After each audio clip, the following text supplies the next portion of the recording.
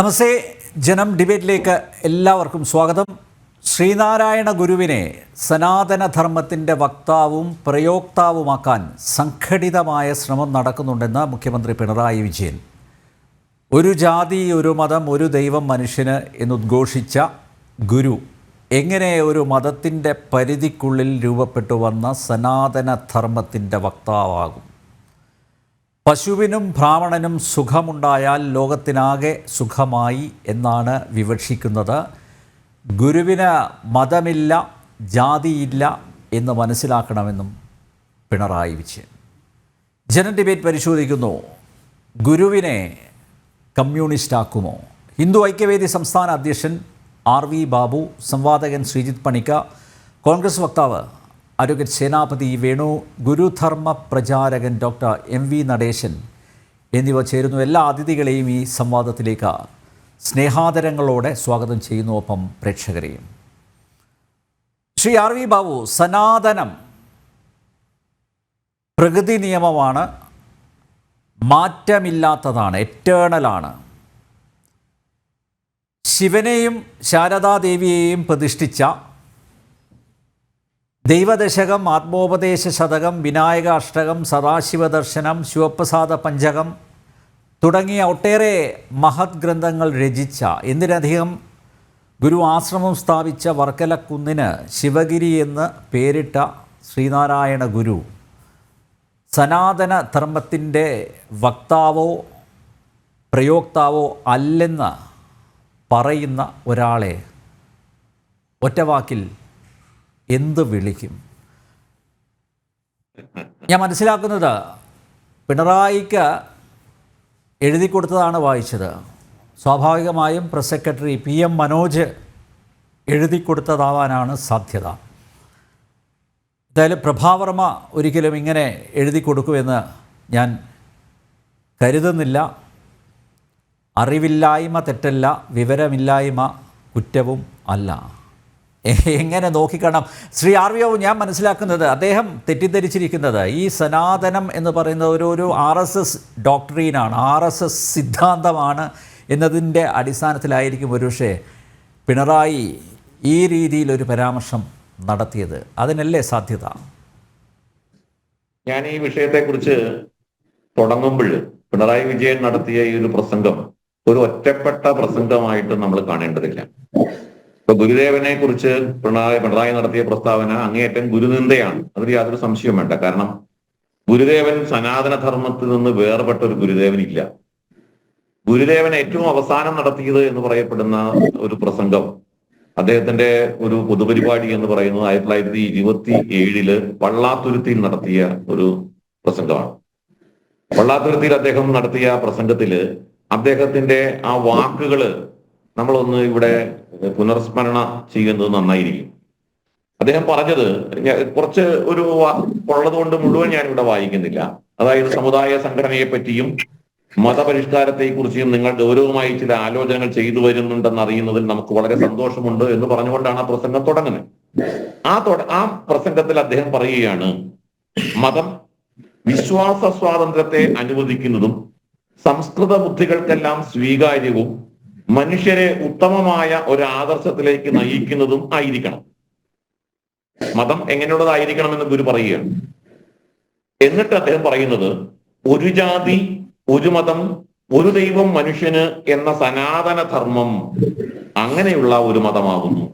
ഗുരുവിന്റെ വാക്കാണ്. ഒരു ജാതി, ഒരു മതം, ഒരു ദൈവം മനുഷ്യന് എന്ന് പറയുന്നത് സനാതന ധർമ്മത്തിന്റെ പ്രത്യേകതയാണ്, സനാതന ധർമ്മമാണത് എന്നാണ്. ഗുരു പിന്നീട് പ്രസംഗം അവസാനിപ്പിക്കുമ്പോൾ അദ്ദേഹം പറയുന്നത്, ഈ അസമത്വങ്ങളും ബുദ്ധിമുട്ടുകളും തീരുകയില്ലെന്ന് വിശ്വസിക്കുന്നവർക്ക് സനാതന ധർമ്മം മതമായി സ്വീകരിക്കുന്നത് അവരുടെ മതപരിവർത്തനവും സ്വാതന്ത്ര്യ പ്രഖ്യാപനവും ആയിരിക്കുന്നതാണ്. അപ്പൊ മതം മാറണം എന്ന് ആഗ്രഹിക്കുന്നവര് സനാതന ധർമ്മത്തിലേക്ക് മാറണം എന്ന് വളരെ വ്യക്തമായിട്ട് ഗുരു അന്ന് പ്രസംഗിച്ചിരിക്കുന്നു. ആ ഗുരുവിനെയാണ് പിണറായി വിജയൻ ഗുരുദേവൻ സനാതന ധർമ്മത്തോട് ചേർന്ന് നിൽക്കുന്ന ആളല്ല എന്ന് പറയുന്നത്. ഇത് അങ്ങേയറ്റം ഗുരുനിന്ദയല്ലാതെ പിന്നെ എന്താണ്? സനാതന ധർമ്മത്തിൽ നിന്നും വ്യത്യസ്തമായി ഗുരുദേവൻ എന്താ ചെയ്തിട്ടുള്ളത്? സനാതനധർമ്മത്തോട് യോജിക്കാത്ത എന്ത് ചെയ്തു അദ്ദേഹം?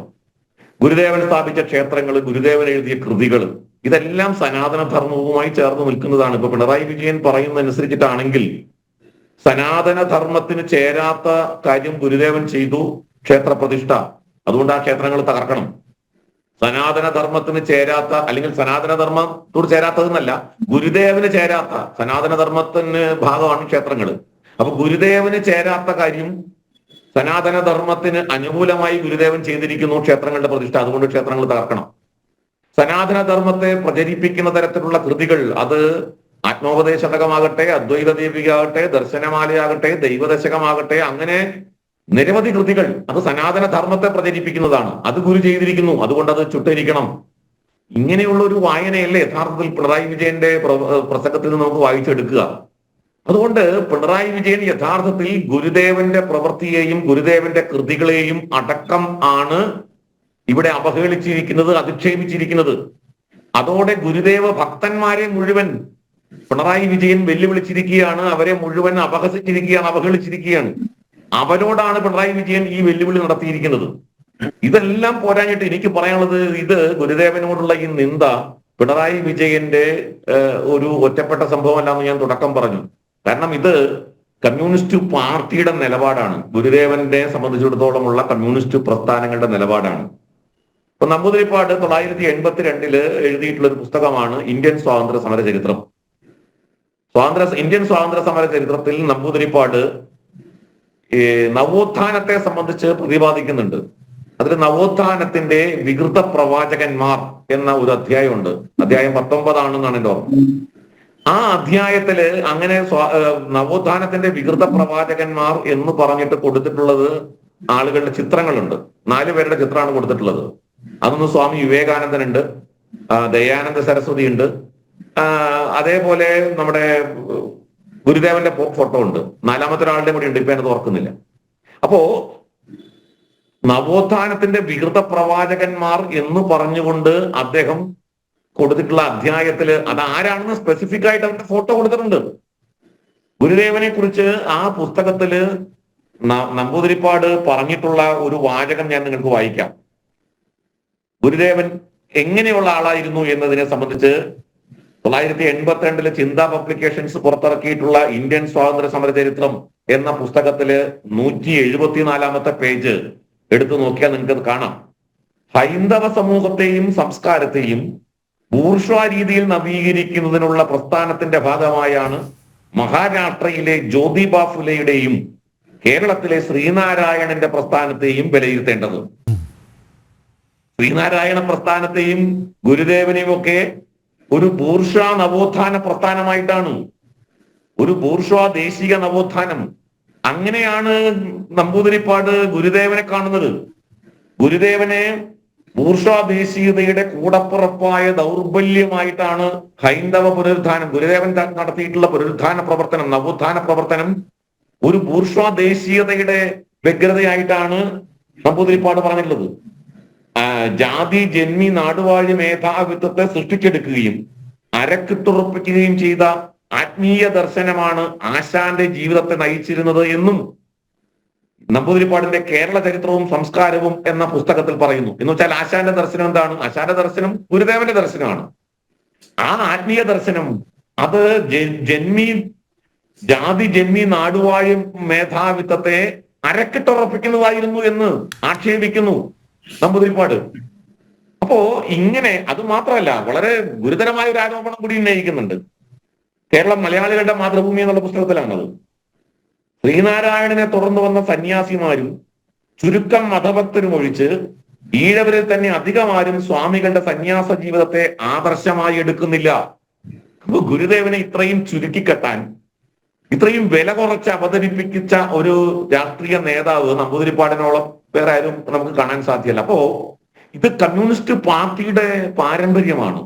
ഗുരുദേവ പ്രസ്ഥാനങ്ങളെയും ഗുരുദേവനെയും ഒക്കെ നമ്മുടെ നാട്ടിൽ ഒരു ബൂർഷ്വാ ദേശീയതയുടെയും അല്ലെങ്കിൽ ഒരു വില കുറഞ്ഞ നവോത്ഥാന പ്രവർത്തനത്തിന്റെയും ഭാഗമാക്കി ചിത്രീകരിക്കുന്ന ഒരു പ്രവണത, അത് കമ്മ്യൂണിസ്റ്റ് പാർട്ടിയുടെ കുറെ കാലങ്ങളായിട്ടുള്ള പ്രവണതയാണ്. അതിന്റെ തുടർച്ചയാണ് യഥാർത്ഥത്തിൽ ഈ പിണറായി വിജയന്റെ ഈ പ്രസംഗം എന്ന് പറയാതിരിക്കാൻ നിവൃത്തിയില്ല. സനാതന ധർമ്മത്തിന് വിരുദ്ധമായി ഗുരുദേവൻ ചെയ്ത ഒരു പ്രവൃത്തി പിണറായി വിജയനെ ഒന്ന് ചൂണ്ടിക്കാണിക്കാൻ ഞാൻ ആഗ്രഹിക്കുകയാണ്. ഞാൻ വെല്ലുവിളിക്കുകയാണ്. സനാതന ധർമ്മത്തിന് വിരുദ്ധമായ ഒരു പ്രവൃത്തി ഗുരുദേവൻ ചെയ്തതായിട്ട് ഞാൻ പിണറായി വിജയൻ ചൂണ്ടിക്കാണിക്കാം. അങ്ങനെ ആർക്കെങ്കിലും ചൂണ്ടിക്കാണിക്കാമോ? ഈ പാനലിലുള്ള ആരെങ്കിലും ചൂണ്ടിക്കാണിച്ചാൽ മതി. ഞാൻ അങ്ങനെ ഒരു വെല്ലുവിളി ഞാൻ ഈ പ്രേക്ഷകരുടെ മുമ്പാകെ കമ്മ്യൂണിസ്റ്റ് പാർട്ടിയോടായിട്ട് നടത്തുകയാണ്. ഗുരുദേവൻ സനാതന ധർമ്മത്തിനെതിരായിട്ട് ചെയ്ത ഒരു പ്രവൃത്തി. ഇവര് ജാതി വ്യവസ്ഥയെയാണ് ഇതിനോട് കൂടി ചേർക്കുന്നത്. ജാതിയെ എതിർത്തു ഗുരുദേവൻ. ഒരു ജാതി, ഒരു മതം, ഒരു ദൈവം, അത് സനാതന ധർമ്മത്തിന്റെ ഭാഗമാണെന്ന് ഗുരുദേവൻ പറഞ്ഞു. ഒരു ജാതി, ഒരു മതം, ഒരു ദൈവം, അത് സനാതന ധർമ്മമാണ് എന്ന് ഗുരുദേവൻ പറഞ്ഞു കഴിഞ്ഞു. അപ്പൊ പിന്നെ ഈ ജാതി എന്നുള്ള വ്യവസ്ഥയും ജാതി വ്യത്യാസവും സനാതന ധർമ്മത്തിന്റെ ഭാഗമല്ല എന്ന് ഗുരുദേവൻ അടിവരയിട്ട് അതോടെ പ്രഖ്യാപിച്ചു കഴിഞ്ഞു. അപ്പോ ജാതി വ്യവസ്ഥയെ സനാതന ധർമ്മത്തിന്റെ ഭാഗമാക്കി കൂട്ടിക്കെട്ടി കമ്മ്യൂണിസ്റ്റ് പാർട്ടി ഹിന്ദു സമൂഹത്തിലെ വലിയൊരു വിഭാഗമാണ് ശ്രീനാരായണ ഭക്തര്. ആ ശ്രീനാരായണ ഭക്തരെ സനാതന ധർമ്മത്തിൽ നിന്നും അടർത്തി മാറ്റാനുള്ള ആസൂത്രിതമായ ശ്രമമാണ് പിണറായി വിജയന്റെ ഈ പ്രസംഗം കൊണ്ട് ഉദ്ദേശിക്കുന്നത്. ശ്രീനാരായണ ഗുരുവിനെ ആരാധിക്കുന്ന ലക്ഷക്കണക്കിന് ഭക്തന്മാരെ സനാതന ധർമ്മത്തിൽ നിന്നും അകറ്റി നിർത്തുക, അല്ലെങ്കിൽ അവരെ ഹിന്ദുക്കളല്ലാതാക്കി മാറ്റുക എന്നുള്ള വലിയ ഒരു ഗൂഢാലോചന ഇതിന്റെ പിന്നിലുണ്ട്. ഗുരുദേവൻ ഏറ്റവും അവസാനം 1928 ശ്രീനാരായണ ധർമ്മസംഘം രൂപീകരിക്കുന്നത്. ശ്രീനാരായണ ധർമ്മസംഘം ഭാരതീയ സന്യാസി പരമ്പരയുടെ തുടർച്ചയാണ്. സദാശിവ സമാരംഭം മറ്റേ ശങ്കരാചാര മധ്യമാം അസ്മദ് ആചാര്യപര്യന്തം വന്ദേ ഗുരു പരമ്പരാം. ഇതാണ് ആചാര്യന്മാരുടെ പരമ്പരയെ കുറിച്ച് പറയുന്നത്, സന്യാസി പരമ്പരയെ കുറിച്ച് പറയുന്നത്.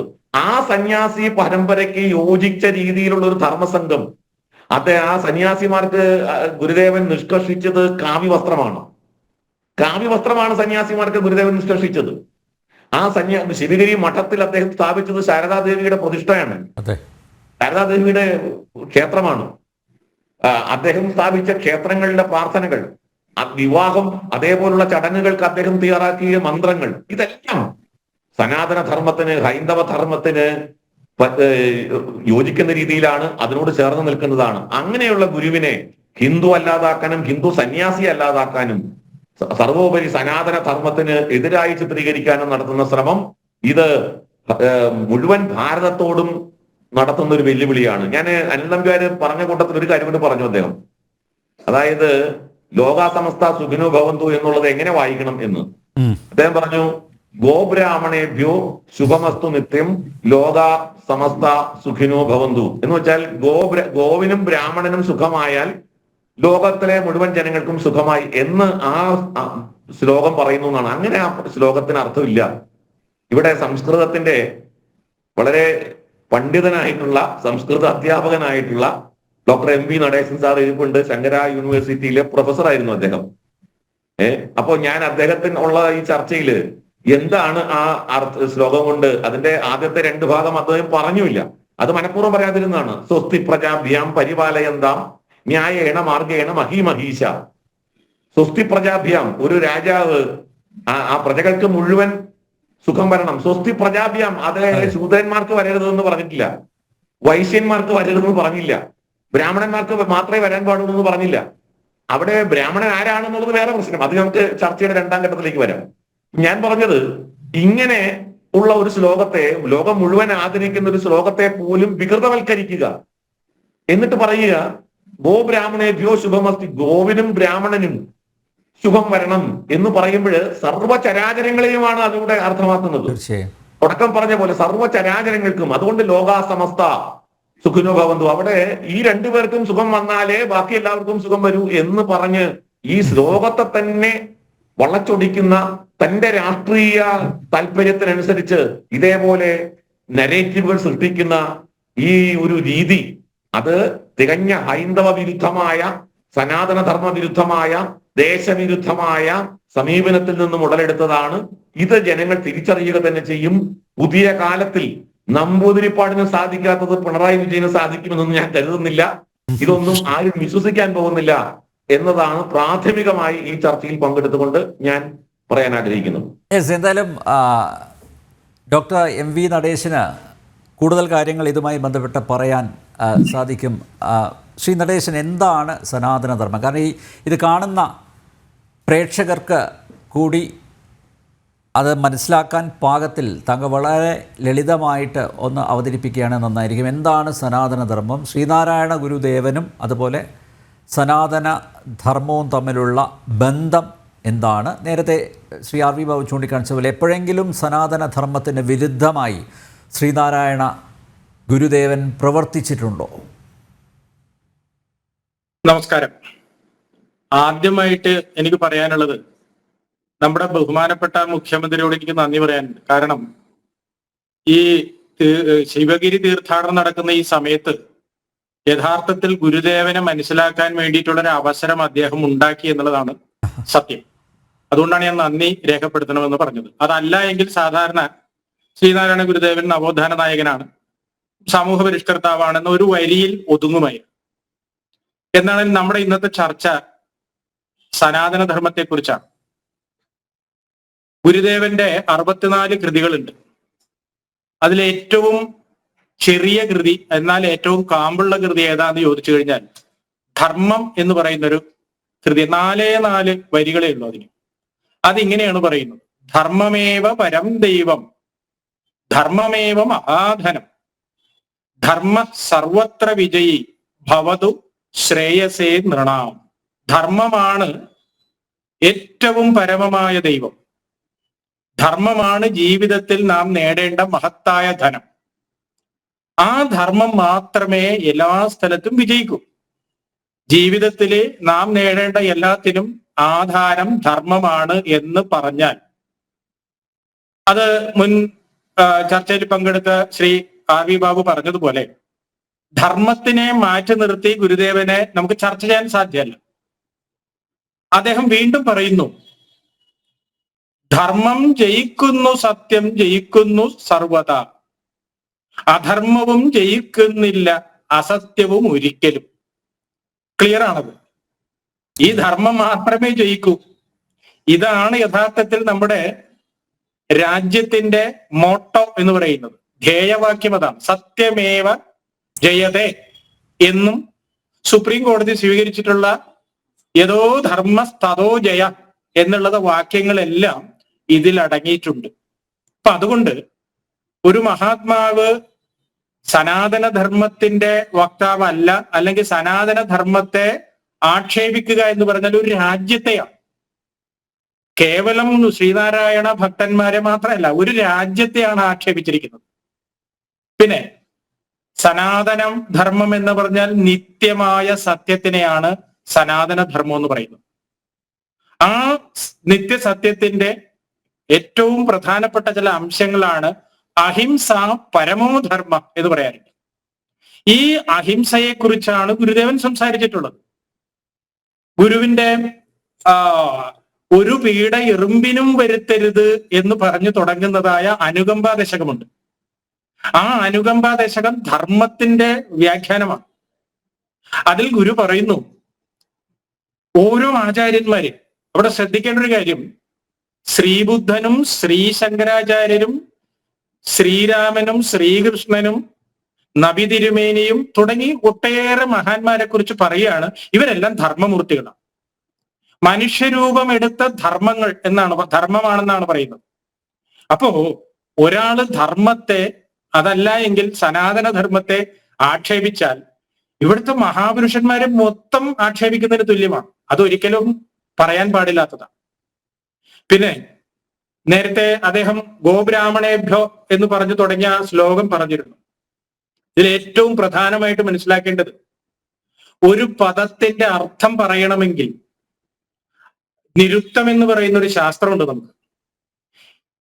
ഗോ എന്ന പദത്തിന് ഭൂമി, അതുപോലെ തന്നെ ജീവജാലങ്ങൾ, അറിവ്, വേദം തുടങ്ങിയതായ വിവിധ അർത്ഥങ്ങളുണ്ട്. അതായത് ഈ പ്രപഞ്ചത്തിന് സുഖമുണ്ടാവട്ടെ. 2 ബ്രാഹ്മണ എന്ന വാക്കമാണ് ഉദ്ദേശിക്കുന്നത്. ബ്രഹ്മജ്ഞാനിയാണ് ഇപ്പൊ ബ്രാഹ്മണൻ. ശ്രീനാരായണ ഗുരുദേവൻ ബ്രാഹ്മണൻ തന്നെ, ബ്രഹ്മജ്ഞാനി തന്നെ. ബ്രഹ്മവിദ്യയുടെ പുനഃസ്ഥാപനത്തിനും വേണ്ടിയിട്ടാണ് ആ തിരുവവതാരം വന്നിട്ടുള്ളത്. ആ കാര്യമാണ് നടരാജഗുരു, അദ്ദേഹത്തിന്റെ നേരിട്ടുള്ള ശിഷ്യനായിട്ടുള്ള നടരാജഗുരു പറഞ്ഞിട്ടുള്ളത്. ബ്രഹ്മവിദ്യയുടെ പുനഃസ്ഥാപനത്തിന് വേണ്ടിയിട്ടാണ് ഉടൽ പൂണ്ട ഒരു മഹാത്മാവാണ് ഗുരുദേവൻ എന്നാണ്.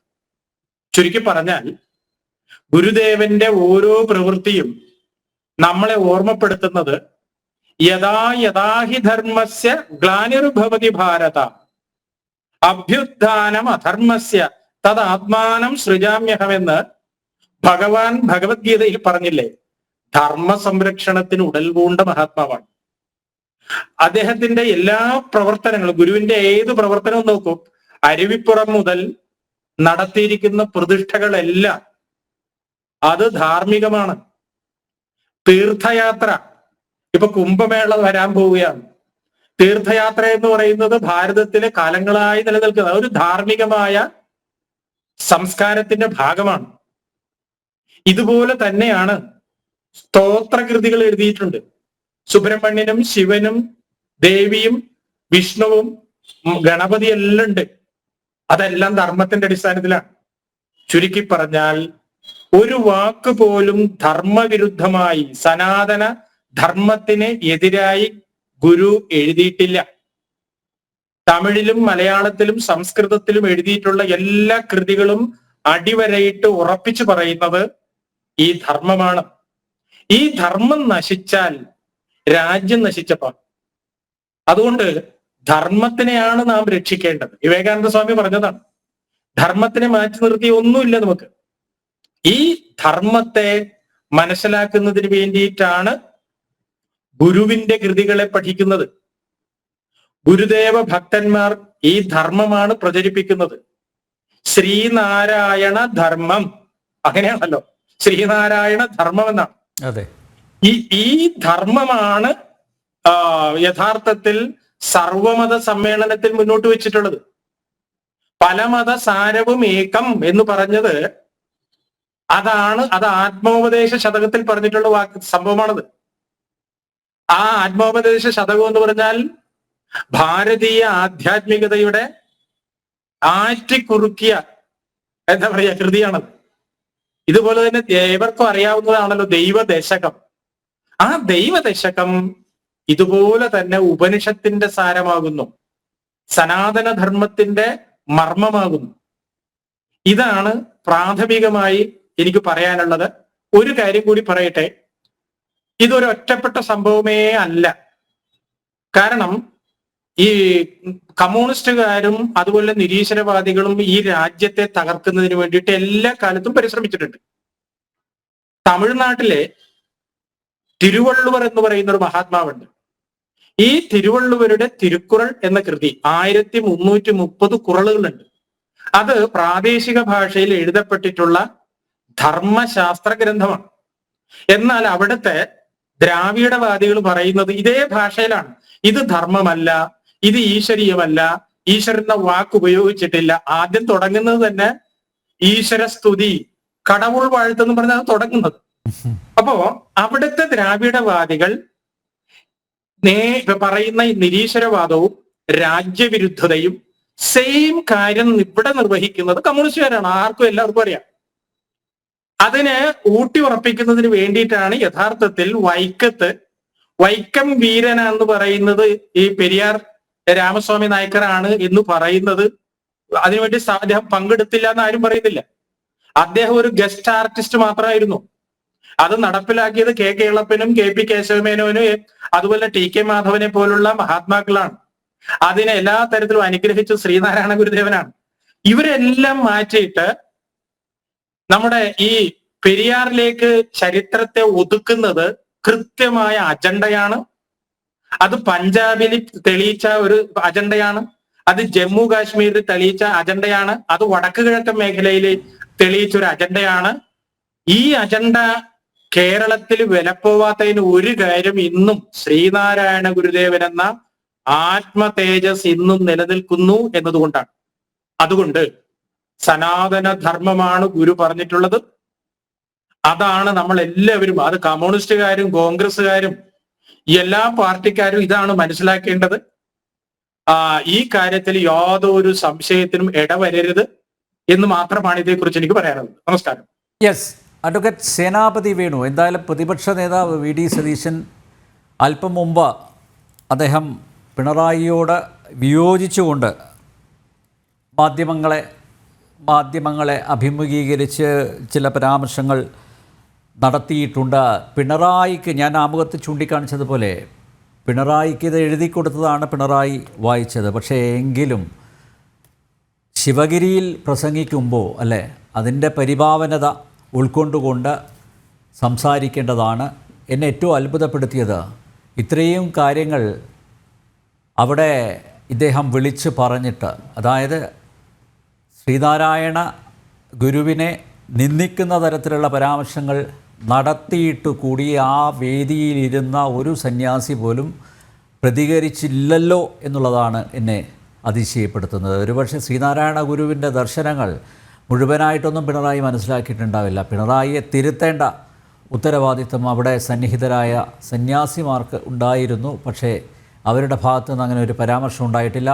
വൈകിട്ട് പോലും, ഒരു ദിവസം 24 മണിക്കൂർ പിന്നിട്ടു, എന്നിട്ട് പോലും അങ്ങനെ ഒരു പരാമർശം പിണറായിക്ക് തെറ്റുപറ്റി എന്ന് പറയാൻ ആരും കടന്നു വന്നില്ല എന്നുള്ളതാണ്. സത്യത്തിൽ ഇത്തരം അവസരങ്ങളിൽ, ഇത്തരം വേദികളിൽ ഇതേക്കുറിച്ച് നല്ല ഗ്രാഹ്യമുള്ളവരെയല്ലേ അവിടെ അതിഥിയായി ക്ഷണിക്കേണ്ടിയിരുന്നത്. പിണറായിയുടെ അജണ്ട എന്തായിരിക്കും? അഡ്വക്കേറ്റ് സേനാപതി വേണു, ഇങ്ങനെ ഒരു പരാമർശത്തിലൂടെ, ഗുരുദേവനെ നിന്ദിച്ചുകൊണ്ട് നടത്തിയ പരാമർശത്തിലൂടെ എന്ത് അജണ്ടയായിരിക്കും അദ്ദേഹം മുന്നോട്ട് വയ്ക്കുന്നത്? ശിവഗിരി തീർത്ഥാടന സമ്മേളനത്തിൽ ആരെ പ്രസംഗിക്കാൻ ക്ഷണിക്കണം എന്നുള്ളതൊക്കെ അവിടുത്തെ സന്യാസി വര്യരും അതിന് ഉത്തരവാദിത്തപ്പെട്ടവരും അവർ തീരുമാനിക്കട്ടെ, അത് അവരുടേതായ ഒരു വിഷയമാണ്. ഇവിടെ ഞാൻ കേരളത്തിന്റെ മുഖ്യമന്ത്രി ശ്രീ പിണറായി വിജയന്റെ ഗുരുനിന്ദ അങ്ങ് സൂചിപ്പിച്ച് ഞാൻ മറ്റൊരു കാര്യം കൂടി ചൂണ്ടിക്കാണിക്കാൻ ആഗ്രഹിക്കുകയാണ്. ഏതാണ്ട് 2 വർഷം മുമ്പ്, 2 അല്ലെങ്കിൽ 2.5 വർഷം മുമ്പ് തലശ്ശേരിയിൽ SNDPയുടെ നേതൃത്വത്തിൽ ശ്രീനാരായണ കോളേജിൽ ഒരു വലിയ ഓഡിറ്റോറിയം പണിതു. ഏതാണ്ട് 20 ലക്ഷം 25 ലക്ഷം രൂപ മുതൽ മുടക്കിൽ പണിത ഓഡിറ്റോറിയത്തിന്റെ ഉദ്ഘാടനം.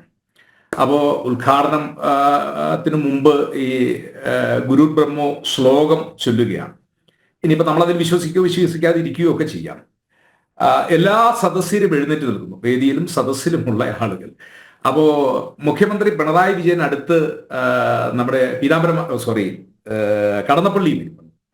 അപ്പൊ കടന്നപ്പള്ളി വളരെ സാധുവായ സാത്വികനായ മനുഷ്യനാണ്. അദ്ദേഹം എഴുന്നേക്കാൻ ശ്രമിക്കുമ്പോൾ അദ്ദേഹത്തെയും പിണറായി വിജയൻ പിടിച്ച് ഇരുത്തുന്നു. എന്ന് പറഞ്ഞാൽ ഈ ഗുരു ബ്രഹ്മോ എന്നുള്ള ശ്ലോകം അത് ചൊല്ലുമ്പോൾ ആ വേദിയിലും സദസ്സിലുമുള്ള മുഴുവൻ ആളുകൾ, വിശ്വാസികളാകട്ടെ അവിശ്വാസികളാകട്ടെ, മുഴുവൻ ആളുകളും എഴുന്നേറ്റ്, ചിലർ കൈകൂപ്പി നിൽക്കുന്നു, ചിലർ ശിരസ് നമിച്ച് നിൽക്കുന്നു, എല്ലാവരും നിൽക്കുന്നു. പക്ഷേ ഒരാൾ ഇരിക്കുന്നു, മറ്റൊരാൾ എഴുന്നേക്കാൻ തുടങ്ങി കഴിഞ്ഞപ്പോൾ അദ്ദേഹത്തെ അവിടെ ബലമായിട്ട് പിടിച്ചിരുത്തുന്നു. ഞാൻ വളരെ കൗതുകത്തോടു കൂടി അന്നൊരു ചർച്ചയിൽ പങ്കെടുത്തപ്പോൾ ഞാൻ ചോദിച്ചൊരു ചോദ്യമുണ്ട്. ഇത് കേരളത്തിന്റെ മുൻ മുഖ്യമന്ത്രിമാർ ശ്രീ ഉമ്മൻചാണ്ടിയോ AK ആന്റണിയോ K കരുണാകരനോ അതല്ല എങ്കിൽ മറ്റേതെങ്കിലും ഒരു മുഖ്യമന്ത്രി ആയിരുന്നു അങ്ങനെയൊരു നിന്ദ നടത്തിയതെങ്കിൽ അത് കേരളത്തിൽ സൃഷ്ടിക്കാൻ പോകുന്ന, അല്ലെങ്കിൽ കേരളത്തിൽ ഉണ്ടാകുമായിരുന്ന ഒരു കോലാഹലം എന്ന് പറയുന്നത് ചെറുതല്ല. പക്ഷേ എന്നെ അത്ഭുതപ്പെടുത്തിയത് ശ്രീനാരായണീയരാരും, ശ്രീ നടേശൻ സാർ ഇവിടെ പറഞ്ഞതുപോലെ, അവരാരും അന്ന് പ്രതികരിച്ച് കണ്ടില്ല. കാരണം ഈ സാഹിബിനെ കാണുമ്പോൾ കവാത്ത് മറക്കുന്ന ഒന്ന്, അത് നമ്മളെ അത്ഭുതപ്പെടുത്തുന്നു എന്നുള്ളതാണ്. ഇവിടെ നമ്പ്യാരെ CPMന് രാഷ്ട്രീയമുണ്ട്. ഞാൻ രാഷ്ട്രീയ പ്രവർത്തകനായിട്ട് വന്ന് പറയുമ്പോൾ CPMന്റെ രാഷ്ട്രീയം എന്താണ്? ആ രാഷ്ട്രീയം മറ്റൊന്നുമല്ല, കേരളത്തിലെ ബഹുഭൂരിപക്ഷം വരുന്ന ഈഴവ സമുദായത്തിൽപ്പെട്ട ആളുകൾ അറിഞ്ഞോ അറിയാതെയോ കമ്മ്യൂണിസ്റ്റ് പാർട്ടിയുടെ അനുയായികളായിരുന്നു. പറഞ്ഞു മനസ്സിലായോ? പക്ഷേ കഴിഞ്ഞ ഏതാനും ചില തെരഞ്ഞെടുപ്പുകൾ, പ്രത്യേകിച്ച് അടുത്ത പാർലമെന്റ് തെരഞ്ഞെടുപ്പുകളിൽ ആറ്റിങ്ങലും അതുപോലെ തന്നെ ആലപ്പുഴയിലും ഒക്കെ ഉണ്ടായ വോട്ടിന്റെ ഷിഫ്റ്റിങ് അവരെ വല്ലാതെ അസ്വസ്ഥപ്പെടുത്തുന്നു.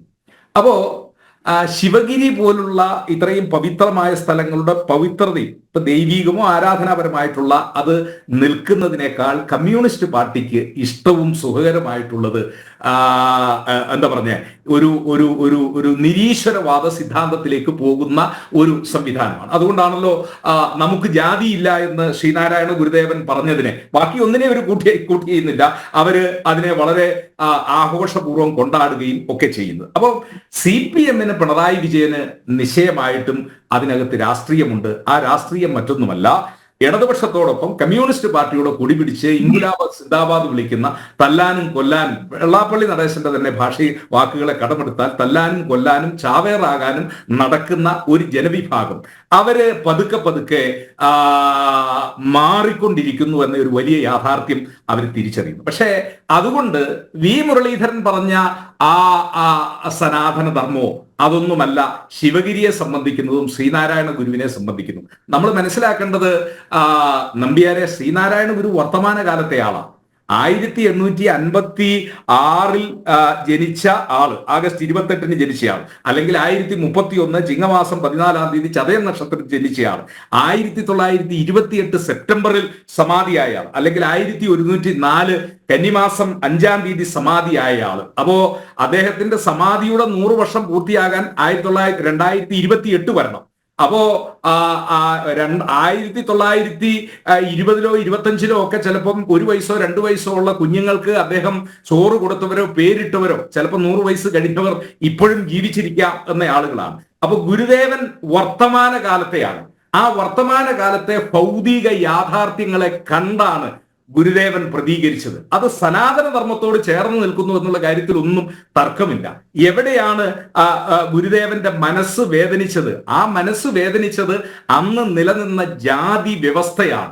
ആ ജാതി വ്യവസ്ഥയ്ക്കെതിരെ അദ്ദേഹം വല്ലാതെ മനം തൊന്തു എന്നുള്ളതാണ്. ഇപ്പൊ പെരുങ്കടവിളാകും ആങ്കോട് ക്ഷേത്രത്തിൽ അദ്ദേഹം ക്ഷേത്ര ദർശനത്തിന് പോയി എന്താ പറഞ്ഞേ, ആ ക്ഷേത്രത്തിൽ ആരാധന നടത്താനോ അല്ലെങ്കിൽ അങ്ങനെയാണോ എന്നൊന്നും ഞാൻ വിചാരിക്കുന്നില്ല. പക്ഷെ അദ്ദേഹം ചെല്ലുമ്പോൾ കണ്ട കാഴ്ച അദ്ദേഹം പറഞ്ഞിരിക്കുന്നു. എന്താണ്? ക്ഷേത്രത്തിലെ പൂജാരി പ്രസാദം എറിഞ്ഞു കൊടുക്കുന്നു. ഈഴവരും പിന്നോക്കക്കാരും ക്ഷേത്രത്തിന് പുറത്തു നിന്ന് തോർത്തില്ല, വാഴയിലയൊക്കെ നീട്ടി ഇത് പിടിക്കാൻ നോക്കുന്നു. താഴെ പോകുന്നത് താഴെ നിന്ന് അവരെടുക്കുന്നു. എന്ന് പറഞ്ഞാൽ അവർക്ക് ക്ഷേത്രത്തിൽ പ്രവേശിക്കാനുള്ള സ്വാതന്ത്ര്യമില്ലാത്ത അവസ്ഥ. ഗുരുദേവന്റെ കണ്ണ് നിറഞ്ഞ 3 അവസരം എന്നാണ് ചരിത്രകാരന്മാർ പറഞ്ഞിരിക്കുന്നത്. എനിക്കറിയില്ല. അതൊന്ന്, തലശ്ശേരിയിലെ ജഗന്നാഥ ക്ഷേത്രം പിന്നോക്കക്കാരന് തുറന്നു കൊടുക്കുമ്പോൾ ആ ക്ഷേത്രത്തിനകത്തേക്ക് അവർ പോകുമ്പോൾ അവരുടെ ആനന്ദ കണ്ണീര് കണ്ട് ഗുരുദേവന്റെ അണഞ്ഞെന്നാണ് പറഞ്ഞത്. അപ്പോ താൻ ജീവിച്ചിരുന്ന കാലഘട്ടത്തിൽ നരൻ അശുദ്ധ വസ്തു പോലും, ധരയിൽ നടപ്പത് തീണ്ടലാണ് പോലും. അതാണല്ലോ കുമാരനാശാൻ പറഞ്ഞിരിക്കുന്നത്. ആ കാലഘട്ടത്തെയാണ് അദ്ദേഹം കണ്ടത്. ആ കാലഘട്ടത്തിൽ നിന്ന് അദ്ദേഹം സാമൂഹിക പരിഷ്കരണത്തിന് ഇറങ്ങിയപ്പോൾ ഞാൻ പറയുന്നത്, അന്ന് സനാതന ധർമ്മം അത് പവിത്രമായ രീതിയിൽ ഉണ്ടായിരുന്നുവെങ്കിൽ ഗുരുവിന് അരുവിപ്പുറത്ത് ക്ഷേത്രപ്രതിഷ്ഠ നടത്തേണ്ട കാര്യമില്ലായിരുന്നു. അദ്ദേഹം നെയ്യാർ നദിയിലെ ശങ്കരൻകുഴിയിൽ മുങ്ങി ആ ശിലാഖണ്ഡം എടുത്ത് 3.5 മണിക്കൂർ നേരം ധ്യാനനിമഗ്നനായി കിഴക്കോട്ട് നിന്ന് അദ്ദേഹത്തിന്റെ കണ്ണിൽ നിന്ന് കണ്ണീരൊഴുകി അത് അരുവിപ്പുറത്തെ പാറയിൽ അദ്ദേഹം പ്രതിഷ്ഠിക്കുമ്പോൾ ആ പ്രതിഷ്ഠയിലൂടെ അദ്ദേഹം പറഞ്ഞത്, അത് സനാതന ധർമ്മം അന്ന് നിലനിൽക്കുന്നുണ്ടോ എന്ന ചോദ്യം അവിടെ അവശേഷിക്കുകയാണ്. കാരണം ജാതിയുടെ പേരിൽ ഇത്രയധികം അടിച്ചമർത്തപ്പെട്ട ഒരു ജനവിഭാഗം, ജാതി കോമരങ്ങൾ അഴിഞ്ഞാടിക്കൊണ്ട് ഒരു ജനതയ്ക്ക് വഴിയെ പോലും നടക്കാൻ സ്വാതന്ത്ര്യമില്ലാത്ത ഒരു കാലഘട്ടം. ആ സ്വാതന്ത്ര്യമില്ലാത്ത കാലഘട്ടത്തിൽ സനാതന ധർമ്മം എന്ന് പുലർന്നിരുന്നുവെങ്കിൽ, ശ്രീ RV ബാബുവും ശ്രീ വെങ്കടേശൻ സാറും നടേശൻ സാറും പറഞ്ഞ ആ സനാതന ധർമ്മം അന്ന് അതിന്റെ യഥാർത്ഥ അർത്ഥത്തിൽ പുലർന്നിരുന്നുവെങ്കിൽ ഗുരുവിന് ഇതൊന്നും നടത്തേണ്ട ആവശ്യമില്ലായിരുന്നു. ഗുരുവിന് തന്റെ സന്യാസ ജീവിതമോ അല്ലെങ്കിൽ ശിവഗിരിയിൽ അദ്ദേഹത്തിന് മഠം സ്ഥാപിക്കേണ്ടതോ ഇതിന്റെ ഒന്നും ആവശ്യം അദ്ദേഹത്തിന് ഉണ്ടായിരുന്നില്ല. അപ്പോ കേരളത്തിൽ അന്ന് നിന്നിരുന്ന ഭൗതികമായ ഒരു സാഹചര്യം, ആ ഭൗതികമായ സാഹചര്യമാണ് SNDPയുടെ രൂപീകരണത്തിന്. നമുക്കറിയാം, ഡോക്ടർ പൽപു അദ്ദേഹം മെഡിക്കൽ വിദ്യാഭ്യാസം പൂർത്തീകരിച്ചു വന്നതാണ്. അദ്ദേഹത്തിന് കേരളത്തിൽ അന്ന് തിരുവിതാംകൂർ രാജവംശത്തെ സമീപിച്ച് തന്നെ ഒന്ന് പ്രാക്ടീസ് ചെയ്യാൻ അനുവദിച്ചപ്പോ അദ്ദേഹത്തോട് പറഞ്ഞത്, തന്റെ ജാതി ഇന്നതായതുകൊണ്ട് ഇന്ന തൊഴിൽ തനിക്ക് ചെയ്യാൻ കഴിയില്ല എന്ന് പറഞ്ഞ് അദ്ദേഹത്തിന് പോകേണ്ടി വന്നു. എങ്ങോട്ട് പോകേണ്ടി വരുന്നു? ബാംഗ്ലൂരിലേക്ക്. ഈഴവ മെമ്മോറിയൽ കേരളത്തിൽ ഉണ്ടാകാൻ എന്താ കാരണം? 5 രൂപ ശമ്പളത്തിൽ സർക്കാർ സർവീസിൽ ജോലി ചെയ്യുന്ന ഒരു ഈഴവനും അന്ന് കേരളമായിട്ടില്ല ഇല്ല എന്നുള്ള യാഥാർത്ഥ്യം. അതാണ് ഗുരുദേവൻ മനസ്സിലാക്കിയത്. ആ ഭൗതിക പശ്ചാത്തലത്തിൽ നിന്നുകൊണ്ട് ഗുരു അന്ന് നടത്തിയിട്ടുള്ള അദ്ദേഹത്തിന്റെ പ്രവർത്തനങ്ങൾ അത് തീർച്ചയായും സനാതന ധർമ്മത്തെ കുറിച്ച് ഇവിടെ എന്റെ ബഹുമാന്യായ പണ്ഡിത ശ്രേഷ്ഠനായ ശ്രീ വെങ്കടേശൻ സാറ് ഇവിടെ സൂചിപ്പിച്ചു. ഞാൻ അതിന്റെ വിശദാംശങ്ങളിലേക്ക് പോകുന്നില്ല. പക്ഷേ ഗുരു പച്ചയായ മനുഷ്യനായി നിന്നുകൊണ്ട് ലോകത്ത് അദ്ദേഹം കണ്ടു. ശ്രീനാരായണ ഗുരു ഒരു സമരത്തിലെ സാർ പങ്കെടുത്തുള്ളൂ. ആ സമരം വൈക്കം സത്യാഗ്രഹമാണ്. എന്നാൽ അദ്ദേഹം വൈക്കം സത്യാഗ്രഹത്തിൽ പങ്കെടുക്കാനായിട്ട് വന്നത് 1924 സെപ്റ്റംബർ മാസം 27-ാം തീയതി. 1924 മാർച്ച് 30-ന് ആരംഭിച്ച് 1925 സെപ്റ്റംബർ മാസം വരെ നീണ്ട ആ വൈക്കം സത്യാഗ്രഹത്തിന് സ്ഥലം കൊടുക്കാതെ അന്നത്തെ സവർണ മേധാവിത്വവും ഭരണാധികാരികളും അടിച്ചു ഓടിച്ചപ്പോ തന്റെ ആശ്രമമാണ് ഗുരു വിട്ടുകൊടുത്തത്. ആ ആശ്രമം വിട്ടുകൊടുത്തുകൊണ്ട് ഗുരുവും പ്രത്യക്ഷമായോ പരോക്ഷമായോ ആ സമരത്തിൽ പങ്കെടുത്ത ആളുകളാണ്. ആ സമരത്തിൽ ആദ്യത്തെ രക്തസാക്ഷി എന്ന് പറയുന്നത് ഞാനിപ്പോ അദ്ദേഹത്തിന്റെ പേര് മറന്നുപോയി, തിരുവല്ലയ്ക്ക് അടുത്തുള്ള എന്താ പറഞ്ഞേ, ചിറ്റേടത്ത് ശങ്കുപിള്ളയാണ് ആദ്യത്തെ രക്തസാക്ഷി. ആദ്യം വൈക്കം സത്യാഗ്രഹത്തിൽ പങ്കെടുത്തുകൊണ്ടുപോയ ബാഹുലേയനും ഗോവിന്ദ പണിക്കരും കുഞ്ഞാപ്പി ഹരിജനായിരുന്നു, SC കൺവേർട്ട് ചെയ്ത ക്രിസ്ത്യനായിരുന്നു, ബാഹുലേയൻ ഈഴവനായിരുന്നു, ഗോവിന്ദ പണിക്കർ അദ്ദേഹം ഉന്നത ജാതിയിൽപ്പെട്ടതായിരുന്നു. ആദ്യത്തെ സത്യാഗ്രഹ സമരം. അപ്പൊ എന്തുകൊണ്ട് സാർ വൈക്കം സത്യാഗ്രഹം പോലുള്ള സമര പരിപാടിയിൽ ശ്രീനാരായണ ഗുരുദേവന് നേരിട്ട് പങ്കെടുക്കേണ്ടതായിട്ട് വന്നു എന്ന് ചോദിച്ചാൽ, അത് അന്ന് നിലനിന്നിരുന്ന ജാതി വ്യവസ്ഥ, ആ ജാതി വ്യവസ്ഥ കേരളത്തിലെ പിന്നോക്കക്കാരനെ ചവിട്ടി മെതിച്ചുകൊണ്ട് അവൻ ഒരു രീതിയിലും മുന്നോട്ട് പോകാൻ പറ്റത്തില്ല. വൈക്കത്ത് നമുക്കറിയാം, വൈക്കം ക്ഷേത്രത്തിന്റെ പടിഞ്ഞാറ് വശത്താണ് ദളവക്കുളം. എന്താ ദളവ കുളിച്ച കുളമല്ല, ഈഴവൻ കുളിച്ചതുകൊണ്ട് അവനെ വെട്ടി അവിടെ മൂടിയിട്ട് എന്താ പറഞ്ഞേ അശുദ്ധമാക്കി മൂടിക്കളഞ്ഞ കുളമാണ് ദളവാക്കുളം. ഞാൻ പറഞ്ഞത് സനാതന ധർമ്മം വന്ന് അതിന്റെ യഥാർത്ഥ രൂപത്തിൽ, ഞാൻ പറഞ്ഞല്ലോ ശ്രീനാരായണ ഗുരുദേവൻ സനാതന ധർമ്മത്തിനെതിരെ ഒന്നും പറഞ്ഞിട്ടില്ല.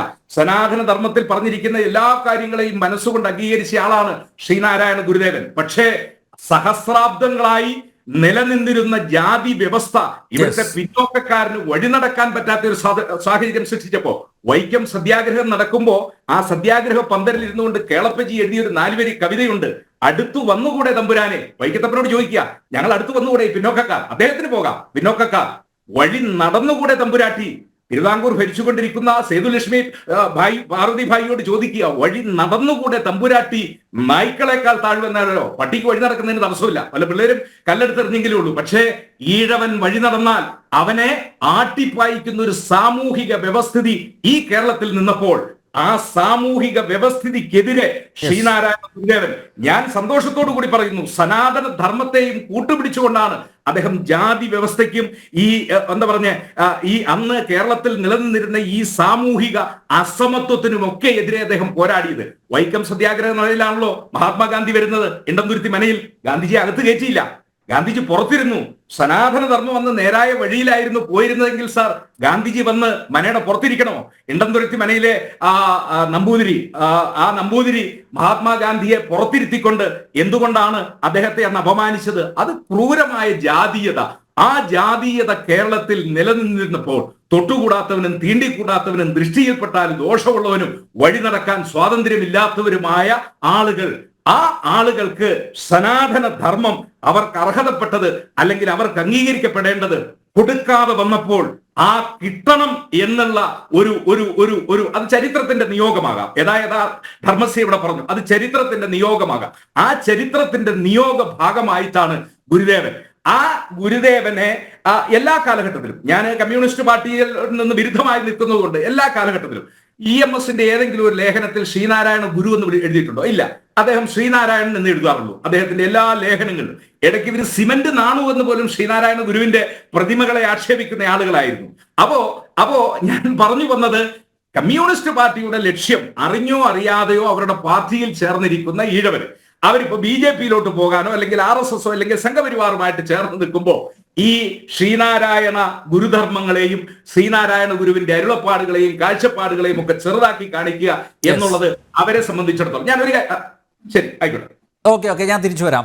ശ്രീജിത്ത്, നേരത്തെ ഇവിടെ സംസാരിച്ച Sree RV Babu, doctor Natesan, advocate Senapathi Venu, ഇവ സനാതനധർമ്മം എന്താണ്, ശ്രീനാരായണ ഗുരുദേവനും സനാതനധർമ്മവും തമ്മിലുള്ള ബന്ധം, ഇതൊക്കെ വളരെ കൃത്യമായിട്ട് ഇവിടെ വിശദീകരിച്ചു കഴിഞ്ഞു. ഇനി അറിയേണ്ടത് ശ്രീജിത്ത്, ഇങ്ങനെ ഒരു പരാമർശം നടത്താൻ പിണറായിയെ പ്രേരിപ്പിച്ച ഘടകം എന്തായിരിക്കും?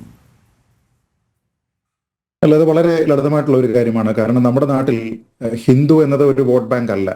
ഹിന്ദു എന്നത് വിവിധ ധാരകളായി നിൽക്കുന്ന ഒന്നാണ്. അതുകൊണ്ട് തന്നെ സംഘടിതമായിട്ടുള്ള ഒരു ഹിന്ദു ഐക്യരൂപം എന്നതിനെ പല രാഷ്ട്രീയ പ്രസ്ഥാനങ്ങളും പല രാഷ്ട്രീയ നേതാക്കളും ഭയക്കുന്നുണ്ട് എന്നുള്ളത് സത്യമാണ്.